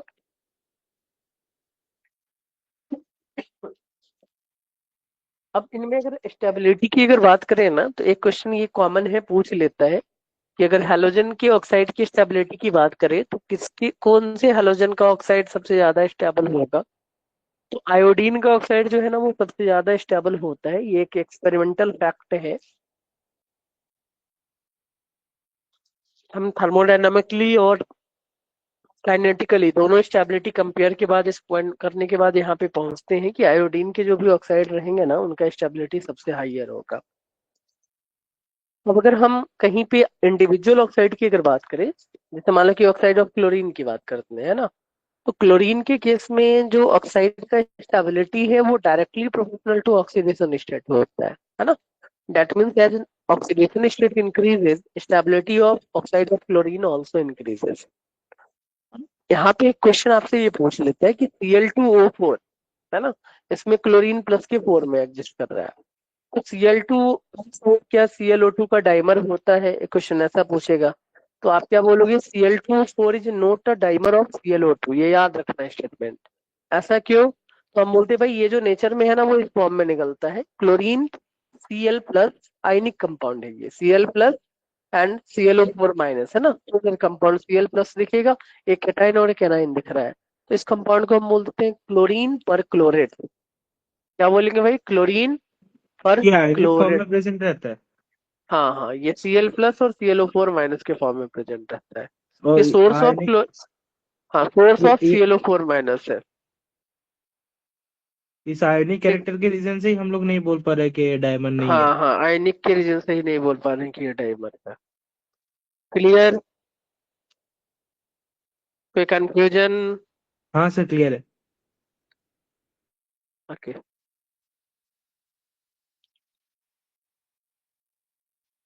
नेक्स्ट, जो ClO2 है ये गुड ऑक्सीडाइजिंग एजेंट होता है और ये गुड ब्लीचिंग एजेंट भी होता है ना। अब ब्रोमीन की अगर ऑक्साइड की बात करें ना, तो ब्रोमीन के ऑक्साइड जो होते हैं वो लीस्ट स्टेबल है अमंग हैलोजन ऑक्साइड, और ये ओनली लो टेम्परेचर पे एग्जिस्ट करेंगे। और अगर मान लो कि ये लिस्ट स्टेबल है, डेट मीन्स डिसोसिएट होने की टेंडेंसी शो कर रहा है, और जो भी कंपाउंड केमिकल रिएक्शन में पार्टिसिपेट करने की टेंडेंसी शो करेगा, डेट मीन्स वो पावरफुल ऑक्सीडाइजिंग एजेंट की तरह एक्ट होगा। तो आपसे ये पूछा जाए कि कौन से हैलोजन का ऑक्साइड पावरफुल ऑक्सीडाइजिंग एजेंट की तरह एक्ट करता है, तो आप क्या बोलोगे? ब्रोमीन का ऑक्साइड। कोई कंफ्यूजन इस पॉइंट में? कोई कंफ्यूजन? नहीं नहीं है सर। नेक्स्ट अपन आते हैं आयोडीन पे, है ना। आयोडीन के केस में ना हमें ये तीन ऑक्साइड पे फोकस करना है, और सबसे ज्यादा I2O5 पे फोकस करना है ना। अब I2O7 का अगर कहीं भी पूछ ले, तो जो आज की क्लास में मैंने सिखाया था ना, स्ट्रक्चर ऑफ ऑक्सी एसिड, आप वहां से कैलकुलेट कर सकते हो। नंबर ऑफ सेंट्रल एटम 2 है, सराउंडिंग एटम ऑड है, क्या रहेगा? EOE लिंकेज रहता था, तो IOI बना देंगे, और जितने भी ऑक्सीजन बचे उसको आयोडीन पे लगा दीजिए। क्लियर?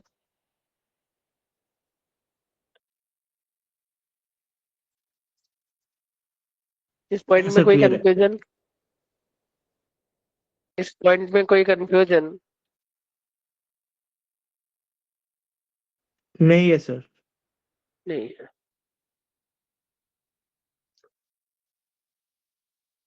देन I2O5 एक फंडा ये याद रखना आता है, सॉल्ट वाले में हमने ग्रुप नंबर 14 में किया था, और सॉल्ट एनालिसिस में भी ये पॉइंट किया है कि I2O5 एक स्ट्रॉन्ग ऑक्सीडाइजिंग एजेंट है, और इसका यूज ना हम एस्टिमेशन ऑफ CO में करते हैं। कार्बन मोनोऑक्साइड को के एस्टिमेशन में ना हम I2O5 का यूज करते हैं। क्लियर है भाई ये? हेलो। हाँ सर, क्लियर है। देन हम इंडिविजुअल हेलोजन की प्रिपरेशन टेक्निक की बात करेंगे, है ना, कि फ्लोरीन का प्रिपरेशन कैसे होता है, क्लोरीन का प्रिपरेशन कैसे होगा। तो फ्लोरीन के प्रिपरेशन के लिए ना जो हम एक मेथड यूज करते हैं, उस मेथड को बोलते हैं मॉइजेंस प्रोसेस, है ना। अब मॉइजेन प्रोसेस में क्या होता है, KHF2 का ना इलेक्ट्रोलाइसिस करवाते हैं। तो क्वेश्चन ये पूछा जाएगा कि F2 is formed by electrolysis of which compound, तो हम आंसर क्या बोलेंगे? KHF2, है ना। और जिस प्रोसेस से अपन करते हैं उस प्रोसेस को क्या बोलेंगे? मॉइजेंस आपका प्रोसेस। स्क्रीन गायब हो गया। सर, मेरा आपका स्क्रीन स्क्रीन का नहीं दिख रहा तो रहा होगा सर, मेरा नेटवर्क इशू हो गया होगा है। हाँ, शायद। अब अभी दिख रहा है। अभी दिखा? अभी दिख हाँ रहा है सर, ना दिख भाई? गया। Okay okay. तो क्लोरीन बनाने के लिए हम मॉइजेंस प्रोसेस का यूज करते हैं, या मॉइजेंस प्रोसेस होता क्या है, तो आप क्या बोलोगे? KHF2 का हाइड्रोलाइसिस करवाएंगे ना, सॉरी इलेक्ट्रोलाइसिस अगर करवाते हैं तो इससे हमें फ्लोरीन मिलता है। क्लियर?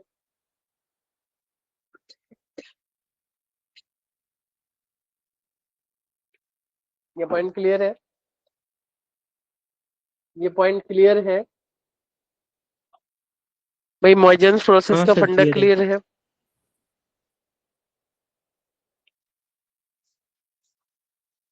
देन कुछ और मेथड है, ये मॉइजेंस प्रोसेस का केमिकल रिएक्शन लिखा हुआ है कि हम मॉइजेंस प्रोसेस के लिए क्या करते हैं। फर्स्ट स्टेप में कैल्शियम क्लोराइड का रिएक्शन H2SO4 के साथ करवा देते हैं। क्या होगा भाई? डबल डिस्प्लेसमेंट, या ये H लेगा, बनाया होगा प्रोडक्ट कैल्शियम सल्फेट और हाइड्रोजन का फ्लोराइड। अब ये जो HF है ना, वो KF के साथ रिएक्ट करके बनाता है KHF2, है ना, एडिशनल प्रोडक्ट बना लेता है। एंड KHF2 में ना आयनिक कंपाउंड दिख रहा होगा, K प्लस और HF2 माइनस है।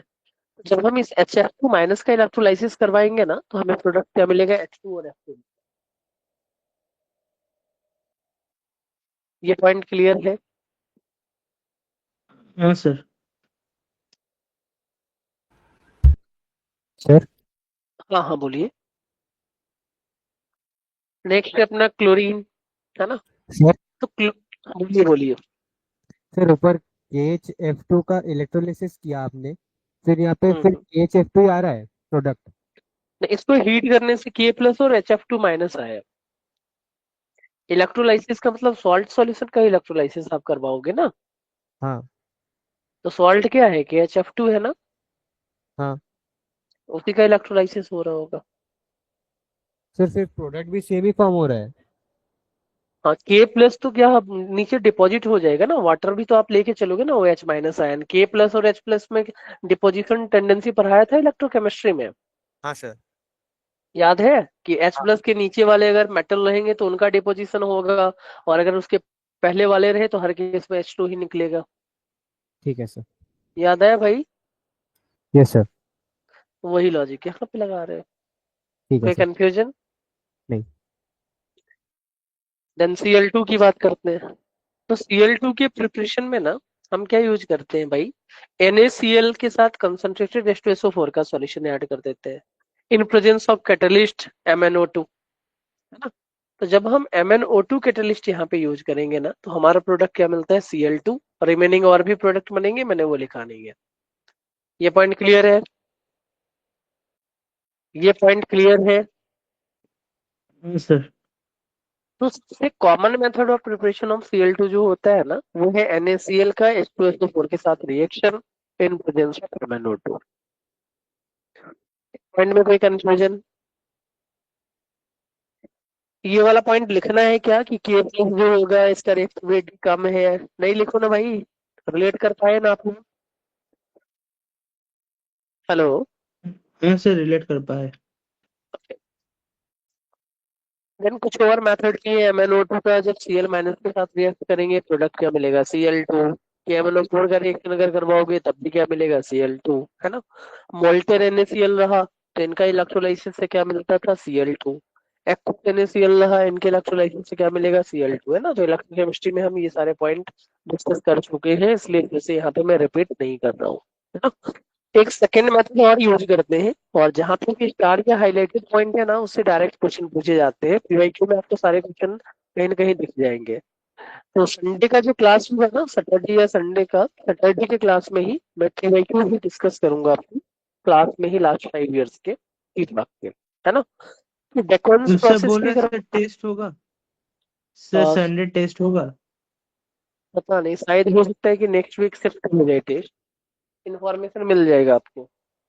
सर मैथ्स अभी तक कंप्लीट नहीं हुआ।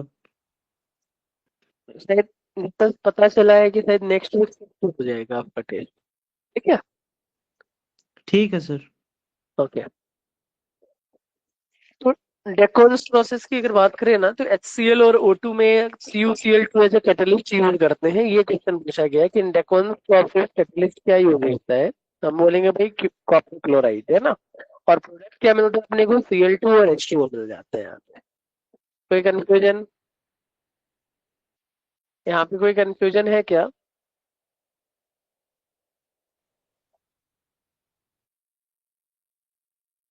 कोई सर कंफ्यूजन नहीं है है। क्या। नहीं है। नहीं। ओके। तो 1 मिनट के लिए होल्ड करिएगा, मैं म्यूट करिए रहा हूँ मैं, 1 मिनट देख यार, यहीं से तो हो जाता। 1 सेकंड रुकिएगा आप लोग।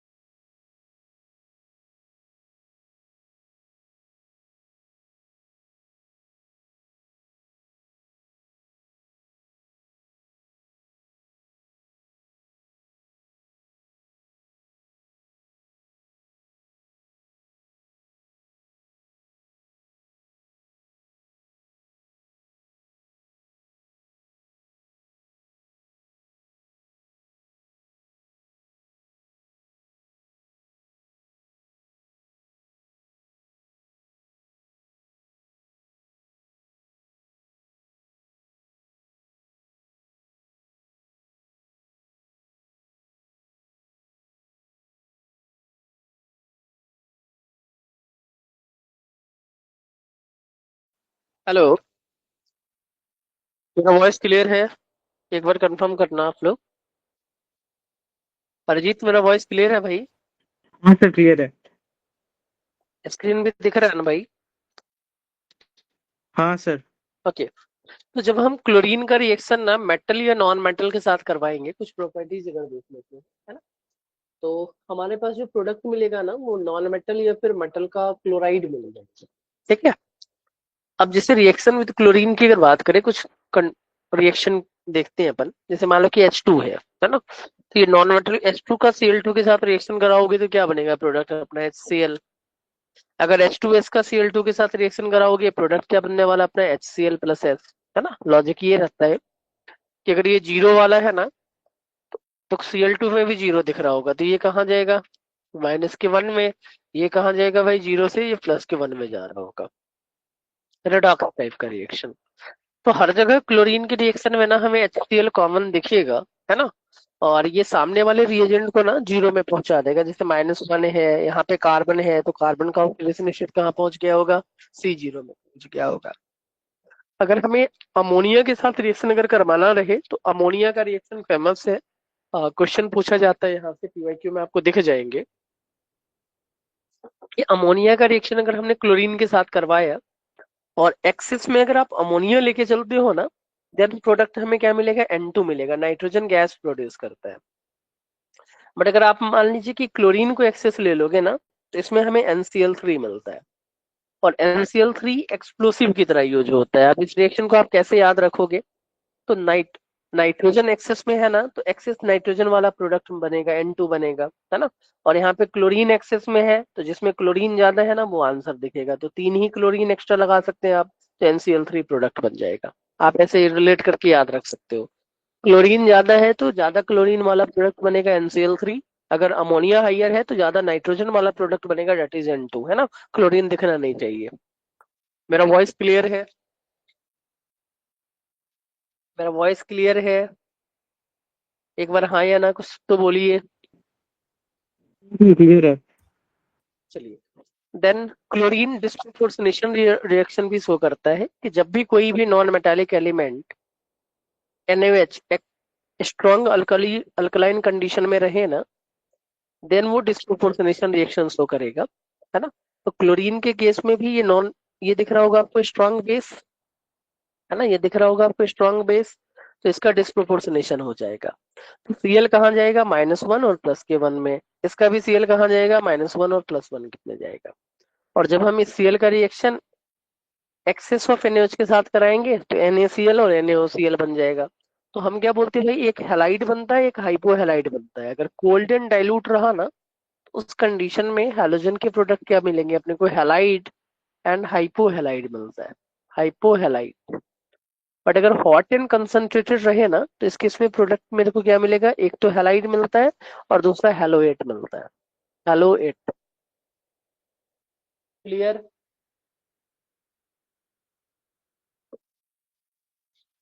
कोई कंफ्यूजन है यहाँ पे? इस पॉइंट में कोई किन्हीं का कोई कंफ्यूजन? इस पॉइंट में किसी का कोई confusion? Sir. Then chlorine water जो होते हैं, ये स्ट्रॉन्ग ऑक्सीडाइजिंग एजेंट होता है ना। अपन ने पहले भी डिस्कस किया था सॉल्ट में भी कंसेप्ट पे, है ना, कि chlorine water is strong oxidizing agent and strong permanent bleaching agent की तरह भी यूज करते हैं इसको, है ना। इसका ब्लीचिंग एक्शन परमानेंट होता है। तो क्वेश्चन ये पूछा जाता है, सॉल्ट में मैंने डिटेल में इसका लॉजिक भी लिखा है, यहाँ पे भी लॉजिक में लिख दिया हूँ कि chlorine water will act as permanent bleaching agent due to presence of nascent oxygen atom, है ना। अगर ये पूछा जाए कि ये स्ट्रॉन्ग ऑक्सीडाइजिंग एजेंट क्यों होता है, तो इसके पीछे भी लॉजिक क्या बोलोगे? Due to nascent oxygen atom, है ना। और ऑक्सीजन का रिएक्टिविटी बहुत ही फास्ट था, तो ये परमानेंट ब्लीचिंग एक्शन शो करता है। ये पॉइंट क्लियर है? ये पॉइंट क्लियर है? एक बार हाँ या ना करिए।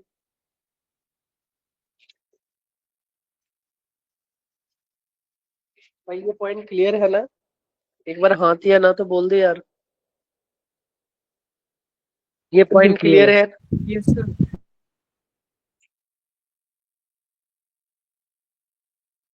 Next upon compounds of chlorine की अगर बात करें तो कंपाउंड्स ऑफ क्लोरीन में ना पहला कंपाउंड है ब्लीचिंग पाउडर।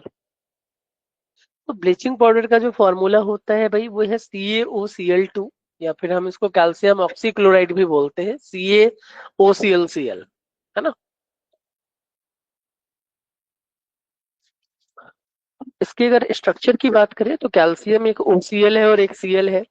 तो ब्लीचिंग पाउडर में एक क्लोरीन +1 में रहता है, दूसरा क्लोरीन -1 में, है ना। पहला क्वेश्चन तो आपसे ये पूछ लेता है।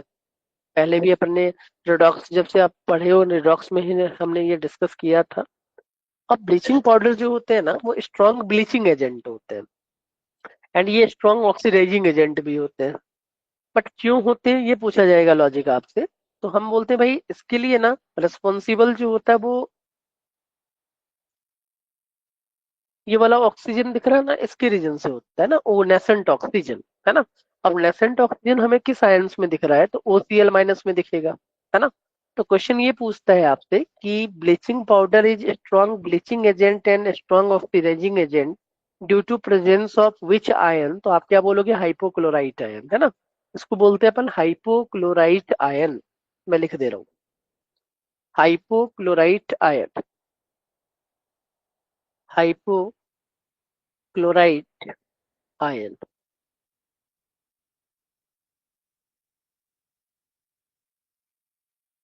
अब ये जो हाइपोक्लोराइट आयन रखते हैं इसका एसिड क्या बनेगा, अगर इसको वाटर में आप लेके चलोगे तो वाटर में क्या बन जाएगा भाई, HOCl, है ना। इस हाइपोक्लोराइट का एसिड है HOCl, है ना। और इसका एनहाइड्राइड अगर आपसे पूछा जाए ना तो HOCl का जो एनहाइड्राइड होगा इसमें क्लोरीन प्लस के 1 ऑक्सीडेशन स्टेट में है। और एनहाइड्राइड हम वही कंपाउंड बनाते हैं जहां पे जो नॉन मेटालिक एलिमेंट अपने सेम ऑक्सीडेशन स्टेट में रहे, तो ये +1 पे दिख रहा होगा।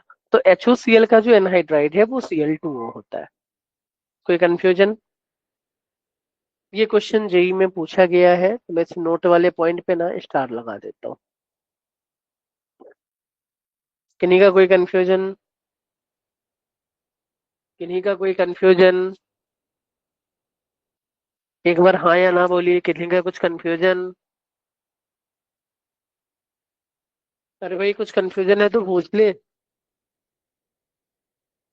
नहीं सर। देन प्रिपरेशन टेक्निक की अगर बात करें ना कि ब्लीचिंग पाउडर कैसे बनता है, तो ब्लीचिंग पाउडर बनाने के लिए हम क्लोरीन गैस को पास कराते हैं कहाँ पे, इलेक्ट्रोलाइन पे, है ना, एट 40°C। इससे हमारा प्रोडक्ट क्या मिलेगा, ब्लीचिंग पाउडर प्लस का H2O।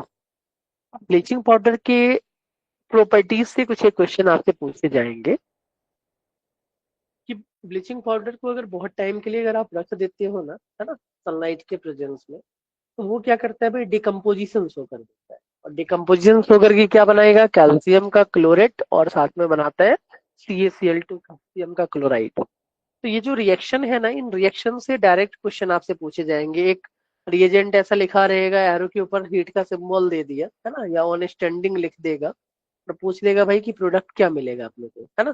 तो product will be calcium chlorate and calcium chloride. कोई कंफ्यूजन?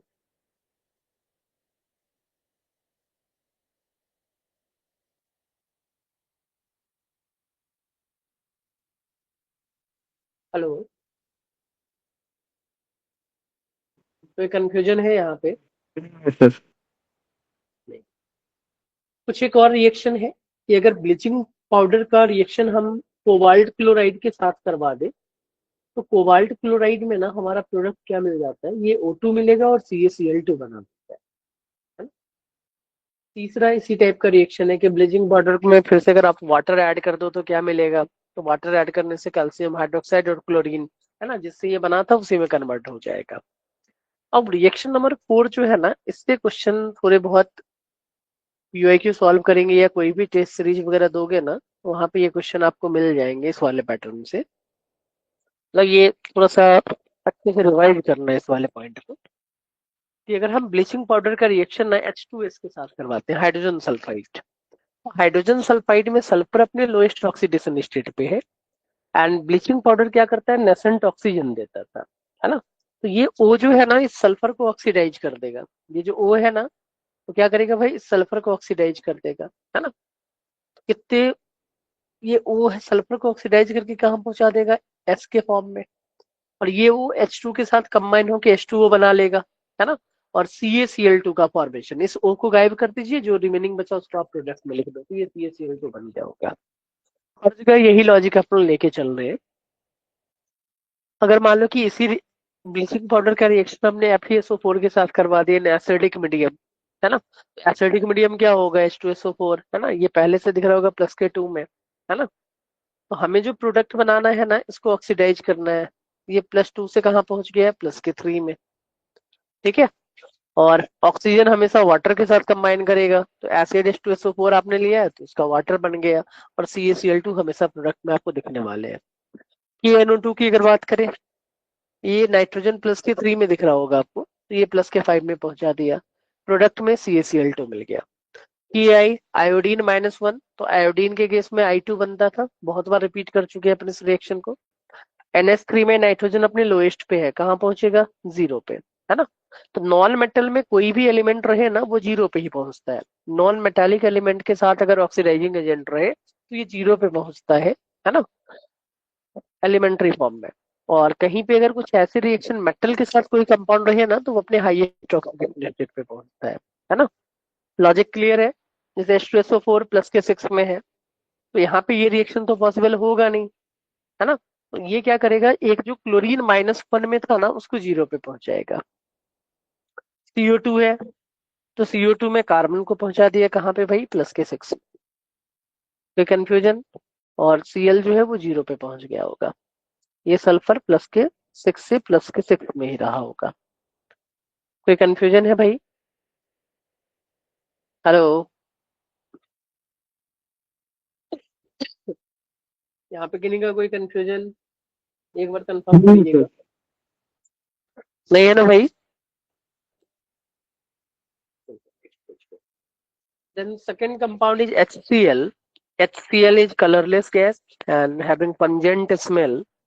प्रिपरेशन कैसे होता है, तो जब हम NaCl में H2SO4 ऐड करेंगे, क्या बनाता है ये, sodium bisulphate and HCl।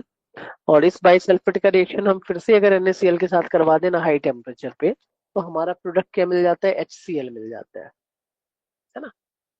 Question यहाँ से बहुत कम बनाया जाता है, एक दो क्वेश्चन जो कॉमन है वही पूछा जाएगा।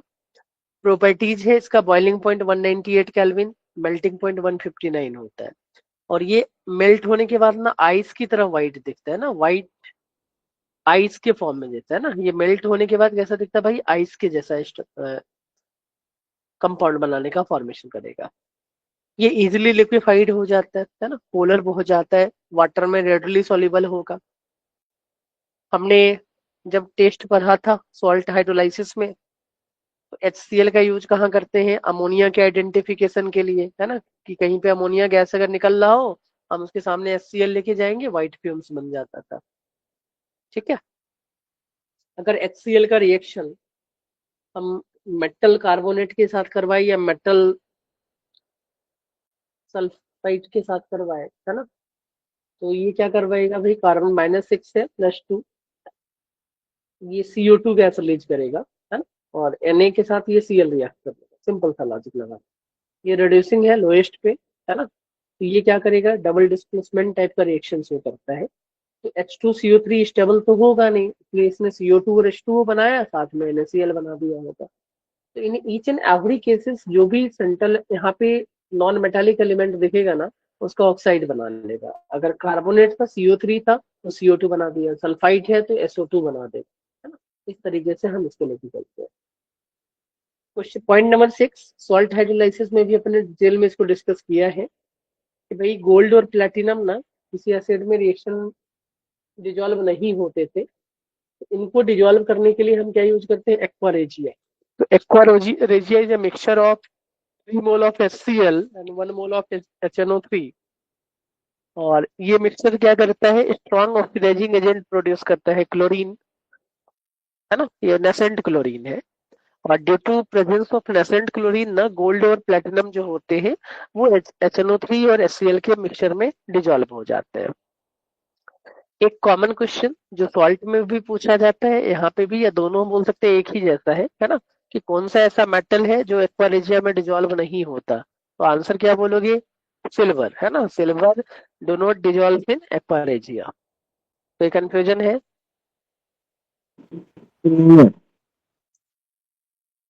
नेक्स्ट पॉइंट अपन डिस्कस करते हैं, इंटर हैलोजन कंपाउंड।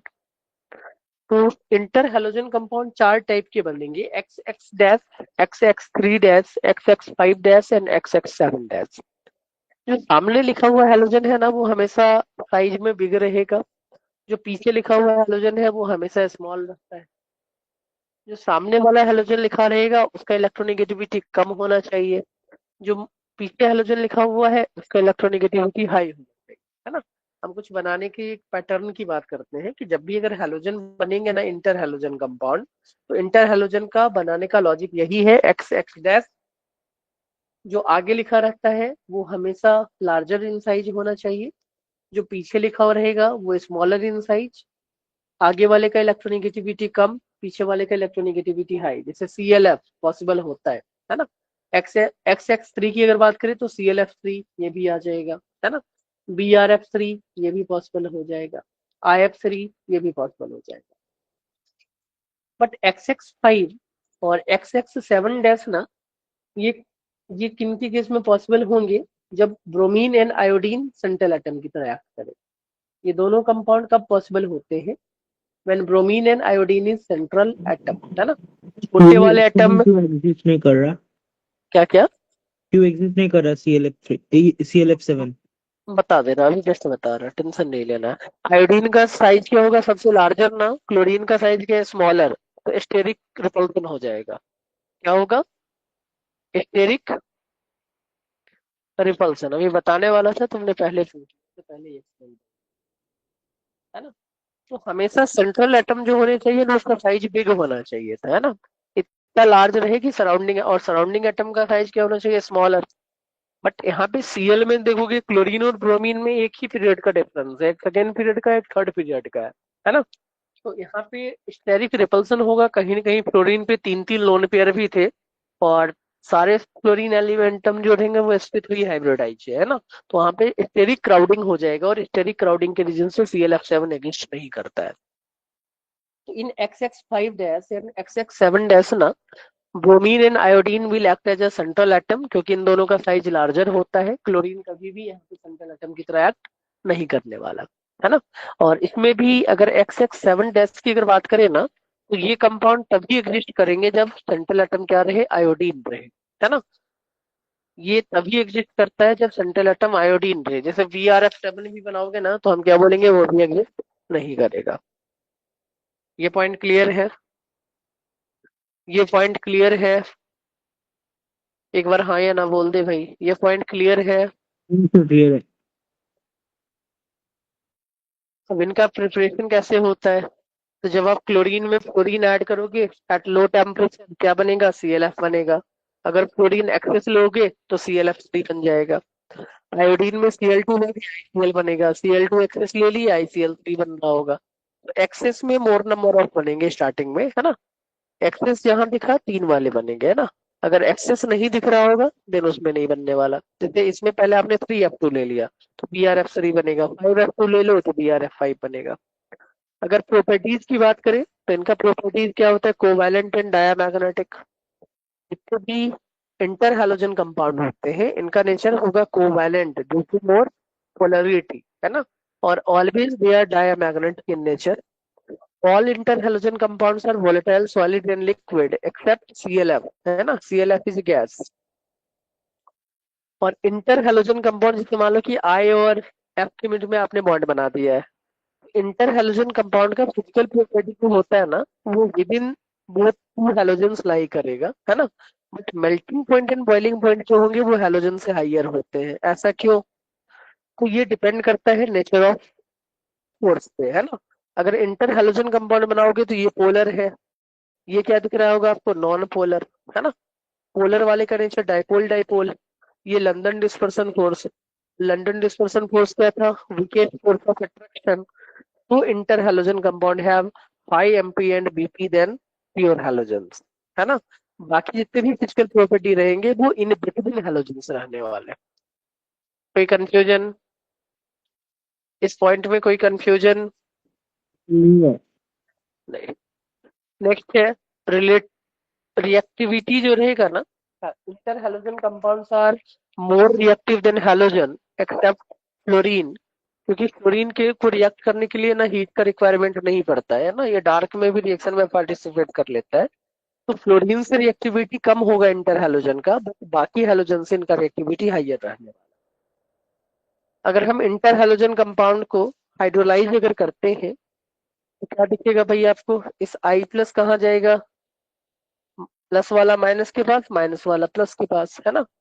प्रोडक्ट क्या बनेगा अपने पास? HOI बन जाएगा, है ना। और यहाँ पे HCl का फॉर्मेशन हो जाएगा। कोई कंफ्यूजन? डबल डिस्प्लेसमेंट टाइप का रिएक्शन हो रहा होगा। इस पॉइंट में कोई कंफ्यूजन है आप लोगों का? इस पॉइंट में कोई कंफ्यूजन? नहीं है। देन आज का लास्ट पॉइंट है ना, स्यूडो हैलोजन। तो स्यूडो हैलोजन वो कंपाउंड्स होते हैं जिनमें एक निगेटिव चार्ज रहे और एटलीस्ट वन हाइड्रोजन एटम रहने चाहिए और वो हैलोजन की जैसा प्रॉपर्टी शो करेगा, तो इनको हम स्यूडो हैलोजन बोलते हैं। अब इसका एक एक्सेप्शन है कि NCN-2 ना साइनामाइड आयन में -2 चार्ज होता है, बट ये स्यूडो हैलोजन की तरह एक्ट करता है ना। बाकी जितने भी स्यूडो हैलोजन रहेंगे ना उनमें हमेशा क्या बोलेंगे? सिंगल निगेटिव चार्ज और at least one nitrogen atom present रहने चाहिए and properties are similar just like halogen atom. इसमें साइनाइड है तो साइनाइड को हम क्या बोलते हैं भाई? ये मोस्ट कॉमन स्यूडो हैलोजन है। क्यों? क्लोराइड आयन डाइमर बनाता है, साइनाइड भी डाइमर बनाता है। Ag के साथ ये व्हाइट पीपीटी वाला कंपाउंड बनाता है, ये व्हाइट पीपीटी का कंपाउंड बनाता है। ये कोऑर्डिनेशन कंपाउंड सॉल्युबल बनाता है, ये भी कोऑर्डिनेशन कंपाउंड सॉल्युबल बनाता है। सोडियम के साथ ये सॉल्युबल सॉल्ट का फॉर्मेशन करता है, सोडियम के साथ ये सॉल्युबल सॉल्ट का फॉर्मेशन करता है ना। तो due to similarity in properties ना, है ना, ये इन कंपाउंड्स को हम क्या बोल देते हैं? Pseudo halogen. तो स्यूडो हैलोजन के लिए कंडीशन हमेशा याद रखिएगा कि एटलीस्ट वन नाइट्रोजन एटम रहे और one negative charge in generally, है ना, मोस्ट ऑफ द केसेस। एक ही केस है जहां पे -2 चार्ज दिख रहा होगा। कोई कंफ्यूजन है यहाँ पे? इस पॉइंट में किन्हीं का कोई तो मैं ये PDF अभी भेज देता हूँ आपके ग्रुप पे ना।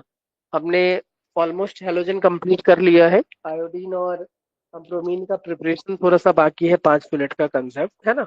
तो नेक्स्ट क्लास में, सैटरडे के क्लास में हमारा ये फैमिली खत्म हो जाएगा P ब्लॉक। तो सैटरडे के क्लास में ना लास्ट में हाफ एन आवर में हम PYQ के क्वेश्चन डिस्कस कर लेंगे एंड संडे को अगर क्लास हुआ ना तो कोऑर्डिनेशन कंपाउंड अपन स्टार्ट कर देंगे। ठीक, मिलते हैं फिर अपन नेक्स्ट क्लास में। Bye bye. मैं मीटिंग को एंड कर। नोबेल कंपाउंड भी तो करना है ना। हाँ हाँ वही नोबेल सैटरडे को। गैस। हाँ हाँ सैटरडे को हम नोबल कंपाउंड कंप्लीट कर लेंगे भाई, वो जल्दी हो जाएगा, है ना। 1 घंटे में हो जाएगा। एंड फिर जो हाफ एन आवर का टाइम रहेगा ना उसमें अपन डिस्कस कर लेंगे प्रीवियस ईयर के क्वेश्चंस, है ना, लास्ट 5 ईयर्स के। ठीक है ठीक, सर। ओके, मिलते हैं फिर अपन नेक्स्ट क्लास। Bye bye. ये मैं भेज दे रहा हूँ।